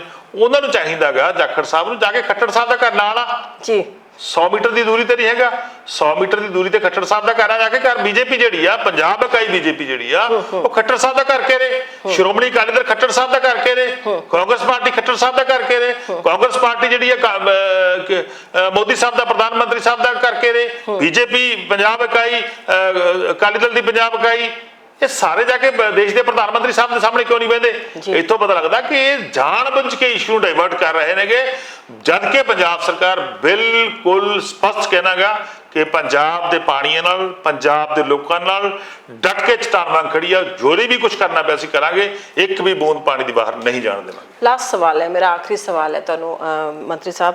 ਜੇ ਗੱਲ ਕਰੀਏ ਹੁਣ, ਜਿਹੜਾ ਡਿਸਕ੍ਰਿਸ਼ਨਰੀ ਪਾਵਰਸ ਹੈ ਨੇ ਗਵਰਨਰ ਕੋਲ, ਗਵਰਨਰ ਜਿਹੜੇ ਨੇ ਕਿਸੇ ਵੀ ਸੂਬੇ ਦੇ ਲੱਗਦੇ ਉਹਨਾਂ ਕੋਲ ਆਪਣੀ ਡਿਸਕ੍ਰਿਸ਼ਨਰੀ ਪਾਵਰਸ ਹੁੰਦੀਆਂ, ਜਿਸ ਤਰੀਕੇ ਦੇ ਨਾਲ ਉਹ ਬਾਰ-ਬਾਰ ਚਾਹੇ ਉਹ ਬਿਲਸ ਤੇ ਪੁੱਛਦੇ ਨੇ ਜਾਂ ਸਰਕਾਰ ਦੀ ਕਾਰਵਾਈਆਂ ਤੇ ਉਹ ਬਾਰ-ਬਾਰ ਚਿੱਠੀਆਂ ਲਿਖਦੇ ਨੇ, ਪੁੱਛਦੇ ਨੇ, ਚਿੱਠੀਆਂ ਦਾ ਕਾਰ ਵਿਹਾਰ ਲਗਾਤਾਰ ਜਿਸ ਤਰੀਕੇ ਦੇ ਨਾਲ ਚੱਲ ਰਿਹਾ ਹੈ। ਪਰ ਨਾ ਕਰਦੇ ਜਿਹੜੀ ਸਰਕਾਰ ਹੈਗੀ ਹੈ, ਬਹੁਤ ਵੱਡਾ ਮੈਂਡੇਟ ਲੈ ਕੇ ਆਈ ਆਮ ਆਦਮੀ ਪਾਰਟੀ ਦੀ ਸਰਕਾਰ, ਪਰ ਜਦੋਂ ਹੁਣ ਚੋਣਾਂ ਹੋਣੀਆਂ ਨੇ, ਚਾਹੇ ਲੋਕ ਸਭਾ ਦੀਆਂ ਚੋਣਾਂ ਨੇ, ਚਾਹੇ ਵਿਧਾਨ ਸਭਾ ਦੀਆਂ ਚੋਣਾਂ ਆਉਣੀਆਂ ਨੇ, ਉਹ ਸਾਰੀਆਂ ਚੋਣਾਂ ਦੇ ਵਿੱਚ ਜਿਹੜਾ ਜਾਣਾ ਹੈ ਬਾਰ-ਬਾਰ ਲੋਕਾਂ ਦੇ ਵਿੱਚ, ਉਹ ਤਾਂ ਇਹਨਾਂ ਨੁਮਾਇੰਦਿਆਂ ਨੇ ਜਾਣਾ, ਜਿਹੜੇ MLAs ਨੇ, MPs ਨੇ, ਵੋਟਾਂ ਮੰਗਣ ਜਾਣਾ। ਉਹਨਾਂ ਕੋਲ ਡਿਸਕ੍ਰਿਸ਼ਨਰੀ ਪਾਵਰਸ ਨੇ, ਉਹ ਆਪਣੀਆਂ ਪਾਵਰਸ ਦਾ ਉਸ ਤਰੀਕੇ ਦੇ ਨਾਲ ਯੂਜ਼ ਕਰੇ, ਪਰ ਉਹਨਾਂ ਨੇ ਲੋਕਾਂ ਦੇ ਵਿੱਚ ਨਹੀਂ ਜਾਣਾ, ਵੋਟ ਮੰਗਣ ਨਹੀਂ ਜਾਣਾ। ਤੇ ਜਿਸ ਤਰੀਕੇ ਦੀ ਟੱਸਰ ਲੱਗੀ ਹੋਈ ਹੈ, ਖਾਸ ਕਰਕੇ ਸਰਕਾਰ ਦੇ ਵਿੱਚ ਕਹਿ ਸਕਦੇ ਹਾਂ ਜਾਂ ਮੁੱਖ ਮੰਤਰੀ ਸਾਹਿਬ ਦੇ ਵਿੱਚ ਕਹਿ ਸਕਦੇ ਹਾਂ, ਜਾਂ ਹੁਣ ਤੁਸੀਂ ਵੀ ਕਿਉਂਕਿ ਫਾਈਨੈਂਸ਼ੀਅਲ ਉਸ ਚੀਜ਼ ਦਾ ਪਾਰਟ ਹੈਗੇ, ਉਹ ਕਿਸ ਤਰੀਕੇ ਦੇ ਨਾਲ ਹੱਲ ਹੋਏਗੀ? ਕਿਉਂਕਿ ਕਿਤੇ ਨਾ ਕਿਤੇ ਤੁਹਾਨੂੰ ਲੱਗਦਾ ਨਹੀਂ ਕਿ ਇੰਪੈਕਟ ਜਿਹੜਾ ਹੈਗਾ ਉਹ ਉਹਨਾਂ ਨੁਮਾਇੰਦਿਆਂ ਤੇ ਪੈ ਰਿਹਾ ਜਿਹੜੇ ਕਿ ਜਿਨ੍ਹਾਂ ਨੇ ਲੋਕਾਂ ਦੇ ਵਿੱਚ ਵਾਪਸ ਜਾਣਾ ਹੈ। ਦੇਖੋ, ਮੈਂ ਸਮਝਦਾ ਮਾਨਯੋਗ ਗਵਰਨਰ ਸਾਹਿਬ ਨੂੰ ਪਹਿਲਾਂ ਲੀਗਲ ਆਪਦਾ ਕੋਰਸ ਠੀਕ ਕਰਨਾ ਚਾਹੀਦਾ, ਔਰ ਜਿੰਨੀਆਂ ਵੀ ਉਹਨਾਂ ਦੀ ਚਿੱਠੀਆਂ ਸੀਗੀਆਂ ਮਾਨਯੋਗ ਮੁੱਖ ਮੰਤਰੀ ਸਾਹਿਬ ਨੇ ਉਹ ਸਾਰੀਆਂ ਚਿੱਠੀਆਂ ਦਾ ਜਵਾਬ ਗਵਰਨਰ ਸਾਹਿਬ ਨੂੰ ਭੇਜ ਦਿੱਤਾ ਗਾ। ਜੋ ਲੀਗਲ ਸਰਕਾਰ, ਬਿਲਕੁਲ ਸਰਕਾਰ ਲੀਗਲ ਢੰਗ ਨਾਲ ਕੰਮ ਕਰ ਰਹੀ ਹੈ। ਪਹਿਲੀ ਸਰਕਾਰ ਆਈ ਹੈ ਜਿਹੜੀ ਸੰਵਿਧਾਨ ਦੇ ਮੁਤਾਬਕ ਕੰਮ ਕਰ ਰਹੀ ਹੈ, ਔਰ ਸੰਵਿਧਾਨ ਦੇ ਮੁਤਾਬਕ ਜੋ ਸ਼ਕਤੀਆਂ ਸਰਕਾਰ ਨੂੰ ਦਿੱਤੀਆਂ ਗਈਆਂ ਉਹਦਾ ਬਿਲਕੁਲ ਜਿਹੜਾ ਪ੍ਰਯੋਗ ਅੱਛੇ ਤਰੀਕੇ ਨਾਲ ਹੋ ਰਿਹਾ ਗਾ। ਕੋਈ ਵੀ ਗਲਤ ਕੋਈ ਵੀ ਮਾੜੀ ਭਾਵਨਾ ਦੇ ਨਾਲ, ਮੰਦ ਭਾਵਨਾ ਨਾਲ ਸੰਵਿਧਾਨ ਦਾ ਪ੍ਰਯੋਗ ਨਹੀਂ ਹੋ ਰਿਹਾ, ਬਲਕਿ ਸੱਚੀ ਭਾਵਨਾ ਦੇ ਨਾਲ, ਉਸ ਉਸਾਰੂ ਸੋਚ ਦੇ ਨਾਲ, ਜੋ ਸੋਚ ਲੈ ਕੇ ਬਾਬਾ ਸਾਹਿਬ ਭੀਮ ਰਾਓ ਅੰਬੇਡਕਰ ਜੀ ਸੰਵਿਧਾਨ ਬਣਾਇਆ ਸੀ, ਉਸੇ ਸੰਵਿਧਾਨ ਦੀ ਸੋਚ ਨੂੰ ਲੈ ਕੇ ਲਗਾਤਾਰ ਅਸੀਂ ਕੰਮ ਕਰ ਰਹੇ ਹਾਂ। ਸਾਰੇ ਵਰਗਾਂ ਦੀਆਂ ਸਮੱਸਿਆਵਾਂ ਨੂੰ ਹੱਲ ਅੱਗੇ ਰੱਖ ਕੇ ਜਿਹੜਾ ਹੈਗਾ ਉਹਨਾਂ ਦਾ ਹੱਲ ਕੀਤਾ ਜਾ ਰਿਹਾ ਹੈਗਾ। ਸੋ ਮੈਂ ਸਮਝਦਾ ਗਵਰਨਰ ਸਾਹਿਬ ਨੂੰ ਸੰਵਿਧਾਨਕ ਸ਼ਕਤੀਆਂ ਦਾ ਸਹੀ ਤੇ ਪੋਜ਼ਿਟਿਵ ਅਪਰੋਚ ਕਰਨੀ ਚਾਹੀਦੀ ਹੈ। ਬਹੁਤ ਸਾਰੀਆਂ ਜੱਜਮੈਂਟਾਂ ਜਦੋਂ ਵੀ ਕਿਤੇ ਗਵਰਨਰ ਸਾਹਿਬਾਨਾਂ ਨੇ ਕੋਈ ਗਲਤ ਤਰੀਕੇ ਨਾਲ ਸਰਕਾਰਾਂ ਦੇ ਖਿਲਾਫ ਐਕਟ ਕੀਤਾ ਗਾ, ਉਹ ਸਾਰੀਆਂ ਜੱਜਮੈਂਟਾਂ ਵੱਡੀਆਂ ਸੰਵਿਧਾਨਕ ਬੈਂਚਾਂ ਵੱਲੋਂ ਕਈ ਵਾਰ, ਸਰਵਉੱਚ ਅਦਾਲਤ ਦੇ ਕਈ ਬੈਂਚਾਂ ਵੱਲੋਂ ਆਲਰੇਡੀ ਆ ਚੁੱਕੀਆਂ ਨੇਗੀਆਂ। ਸੋ ਉਹਨਾਂ ਸਾਰੀਆਂ ਦੀ ਸਮੀਖਿਆ ਕਰ ਲੈਣੀ ਚਾਹੀਦੀ ਹੈ ਗਵਰਨਰ ਸਾਹਿਬ ਨੂੰ ਕਿ ਉਹ ਜੱਜਮੈਂਟਾਂ ਕਿਉਂ ਆਈਆਂ, ਕਿਸ ਪਰਿਸਥਿਤੀ ਦੇ ਵਿੱਚ ਆਈਆਂ, ਸਿਚੁਏਸ਼ਨ ਕੀ ਸੀ ਉਸ ਸਮੇਂ। ਸੋ ਮੈਂ ਸਮਝਦਾ ਇੱਦਾਂ ਉਹਨਾਂ ਨੂੰ ਆਰਬਿਟਰੇਰੀ ਜਿਹੜੇ ਫੈਸਲੇ ਉਹ ਨਹੀਂ ਕਰਨੇ ਚਾਹੀਦੇ, ਬਲਕਿ ਉਹ ਪੰਜਾਬ ਦੇ ਗਵਰਨਰ ਨੇ, ਉਹਨਾਂ ਨੂੰ ਪੰਜਾਬ ਦੀ ਭਲਾਈ ਲਈ ਸੋਚਣਾ ਚਾਹੀਦਾ। ਉਹ ਪੰਜਾਬ ਦੇ, ਮੈਂ ਸਮਝਦਾ ਸਟੇਟ ਦੇ ਖਾਤੇ 'ਚ ਆਉਂਦੇ ਨੇਗੇ। ਸਟੇਟ ਦੀ ਹਰ ਇੱਕ ਫੈਸਿਲਿਟੀ ਜਿਹੜੀ ਆ ਉਹਨਾਂ ਨੂੰ ਮਿਲੀ ਹੋਈ ਆ। ਸੋ ਉਹਨਾਂ ਨੂੰ ਇਹ ਸਟੇਟ ਦੇ ਨਾਲ ਧੋਖਾ ਨਹੀਂ ਕਰਨਾ ਚਾਹੀਦਾ, ਸਟੇਟ ਦੇ ਨਾਲ ਮੈਂ ਸਮਝਦਾ ਦਗਾ ਨਹੀਂ ਕਮਾਉਣਾ ਚਾਹੀਦਾ, ਬਲਕਿ ਇਹ ਸਟੇਟ ਦੇ ਜਿਹੜਾ ਪ੍ਰਮੁੱਖ ਨੁਮਾਇੰਦੇ ਹੋਣ ਦੇ ਨਾਤੇ ਉਹਨਾਂ ਨੂੰ ਆਪਣੀ ਭੂਮਿਕਾ ਨੂੰ ਜਿਹੜਾ ਹੈਗਾ ਉਹ ਸਹੀ ਤਰੀਕੇ ਦੇ ਨਾਲ, ਸੁਚਾਰੂ ਸੋਚ ਦੇ ਨਾਲ, ਉਸਾਰੂ ਸੋਚ ਦੇ ਨਾਲ, ਅਗਾਂਹਵਧੂ ਸੋਚ ਦੇ ਨਾਲ ਨਿਭਾਉਣੀ ਚਾਹੀਦੀ ਜੀ। ਜਿਹੜਾ ਅਗਲੇ ਦਿਨਾਂ ਦੇ ਵਿੱਚ ਤੁਸੀਂ 30 ਨੂੰ ਜਦੋਂ ਸੁਪਰੀਮ ਕੋਰਟ ਜਾ ਰਹੇ, ਤੁਹਾਨੂੰ ਲੱਗਦਾ ਕਿ ਉਹ ਫੈਸਲਾ ਜਦੋਂ ਉੱਥੋਂ ਲੈ ਕੇ ਆਓਗੇ ਤੁਸੀਂ, ਬਿੱਲਾਂ ਨੂੰ ਲੈ ਕੇ ਜਾਂ ਜੋ ਵੀ ਮਾਮਲਿਆਂ ਨੂੰ ਫੈਸਲਾ ਲੈ ਕੇ ਆਓਗੇ, ਉਹਦੇ ਬਾਅਦ ਜਿਹੜਾ ਟੱਸਲ ਹੈਗੀ ਹੈ ਬਿਟਵੀਨ ਸਰਕਾਰ, ਬਿਟਵੀਨ CM ਐਂਡ ਗਵਰਨਰ, ਇਹ ਕਾਮ ਡਾਊਨ ਹੋਏਗੀ ਕਿ ਕਿਸੇ ਇੱਕ ਹੋਰ ਦਿਸ਼ਾ 'ਚ ਵੱਧ? ਬਿਲਕੁਲ, ਮੈਂ ਸਮਝਦਾ ਕੋਈ ਟੱਸਲ ਨਹੀਂ ਹੈਗੀ, ਕਿਸੇ ਪ੍ਰਕਾਰ ਦੀ ਕੋਈ ਵੀ ਟੱਸਲ ਨਹੀਂ ਹੈਗੀ। ਸੋ ਅਸੀਂ ਤਾਂ ਆਲਵੇਜ਼, ਸਾਡੇ ਮਾਨਯੋਗ ਗਵਰਨਰ ਸਾਹਿਬ ਦਾ ਹਮੇਸ਼ਾ ਹੀ ਸਰਦਾਰ ਭਗਵੰਤ ਸਿੰਘ ਮਾਨ ਜੀ ਨੇ ਬਹੁਤ ਹਾਈ ਰਿਗਾਰਡ ਆ ਉਹਨਾਂ ਦੇ ਮਨ ਦੇ ਵਿੱਚ, ਗਵਰਨਰ ਸਾਹਿਬ ਦੇ ਵਿੱਚ। ਹਮੇਸ਼ਾ ਹੀ ਗਵਰਨਰ ਸਾਹਿਬ ਨੂੰ ਬੜੇ ਅੱਛੇ ਤਰੀਕੇ ਦੇ ਨਾਲ, ਜਦੋਂ ਮੈਂ ਦੇਖਿਆਗਾ, ਉਹਨਾਂ ਨੂੰ ਵੈਲਕਮ ਕਰਦੇ ਨੇ, ਹਮੇਸ਼ਾ ਹੀ ਉਹਨਾਂ ਦਾ ਸਤਿਕਾਰ ਕਰਦੇ ਨੇ ਕਿ। ਸੋ ਗਵਰਨਰ ਸਾਹਿਬ ਨੂੰ ਚਾਹੀਦਾ ਗਾ ਕਿ ਉਹ ਸਰਕਾਰ ਦਾ ਸਨਮਾਨ ਕਰਨ, ਪੰਜਾਬ ਦੇ ਲੋਕਾਂ ਦਾ ਸਨਮਾਨ ਕਰਨ, ਜਿਨ੍ਹਾਂ ਲੋਕਾਂ ਨੇ ਭਾਰੀ ਬਹੁਮਤ ਦੇ ਕੇ ਸਰਕਾਰ ਚੁਣੀ ਹੈ, ਉਹਨਾਂ ਲੋਕਾਂ ਦਾ ਜਿਹੜਾ ਹੈਗਾ ਉਸ ਜੋ ਲੋਕਤੰਤਰ ਦੇ ਅੰਦਰ ਲੋਕ ਸ਼ਕਤੀਆਂ ਦਾ ਬਖਰੇਵਾ ਤੈਅ ਕੀਤਾ ਗਿਆ ਹੈਗਾ ਕਿ ਐਗਜ਼ੈਕਟਿਵ ਕੋਲੇ ਕੀ ਹੋਣੀ ਆ, ਲੈਜਿਸਲੇਟਿਵ ਕੋਲੇ ਕੀ ਹੋਣੀ ਆ, ਇਹ ਸਾਰੀਆਂ ਸ਼ਕਤੀਆਂ ਦੀ ਡਿਫਾਈਨ ਕੀਤਾ ਗਿਆ। ਸੋ ਉਹਨਾਂ ਸ਼ਕਤੀਆਂ ਦੇ ਮੁਤਾਬਕ ਆਪਣਾ ਕੰਮ ਕਰਨਾ ਚਾਹੀਦਾ। ਬਹੁਤ ਬਹੁਤ ਧੰਨਵਾਦ ਤੁਹਾਡਾ, ਅੱਜ ਤੁਸੀਂ ਸਾਡੇ ਪ੍ਰੋਗਰਾਮ 'ਚ ਆਏ ਔਰ ਸਾਨੂੰ ਆਪਣਾ ਸਮਾਂ ਦਿੱਤਾ, ਉਹਦੇ ਲਈ ਤੁਹਾਡਾ ਬਹੁਤ ਬਹੁਤ ਧੰਨਵਾਦ। ਥੈਂਕ ਯੂ ਜੀ, ਸ਼ੁਕਰੀਆ।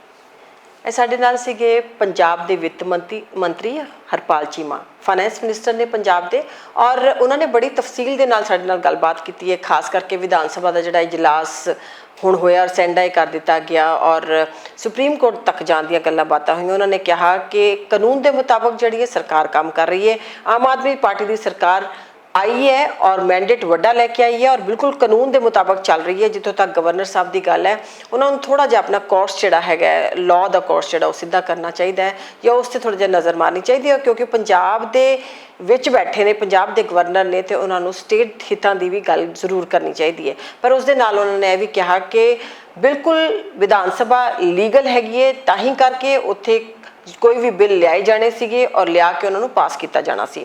और सब तो वड्डी गल यह हैगी कि जे बिल पास होणगे तां ही वो लोकां दे हित दे विच अगे कोई रेवन्यू इकट्ठा होएगा या इंप्लीमेंटेशन होएगी, उहदी एग्जीक्यूशन होएगी और उहदे बाद ही लोक हित की गल की जा सकती है। उन्होंने कहा कि साडी सरकार बिल्कुल लोक हितां दे विच काम करना चाहुंदी हैगी है, पर किसी भी तरीके दे जिहड़े अड़िके ने सानूं नुकसान तां दे रहे ने, क्योंकि पहले ही पंजाब जिहड़ा वो काफ़ी दुश्वारियां दे विच है। SYL नूं लैके उन्होंने बहुत गल क्लीयर की है कि पंजाब का स्टैंड बहुत क्लीयर है, साडे कोल पानी नहीं है और इस ते खड़े हैं। और उन्होंने जिहड़ी गल नुक्ते दी कीती है वो यह कही है कि खास करके जे गल की जाए विरोधी धिरां दी, जिहड़ी बार बार सानू घेरन दी या CM दा घर घेरन दी गल करते हैं, उस नालों ज़्यादा उन्होंने उस स्टेट के CM दी, मनोहर लाल खट्टर जिहड़े कि हरियाणा के CM ने, उन्हों दे कोल जाके अपनी गल रखनी चाहिए, चाहे अकाली दल होवे चाहे BJP होवे, उन्होंने उत्थे जाके घेरना चाहिए या अपनी प्रदर्शन या अपनी गल नूं उत्थे कहना चाहिए। सो इन्हां सारियां गल्लां दे नाल मैनूं ते मेरे कैमरा पर्सन सरबजीत नूं तो इजाजत, फिर मिलांगे किसी नवीं जगह किसी नवें मेहमान दे नाल। तद तक बहुत बहुत धन्नवाद, शुक्रिया।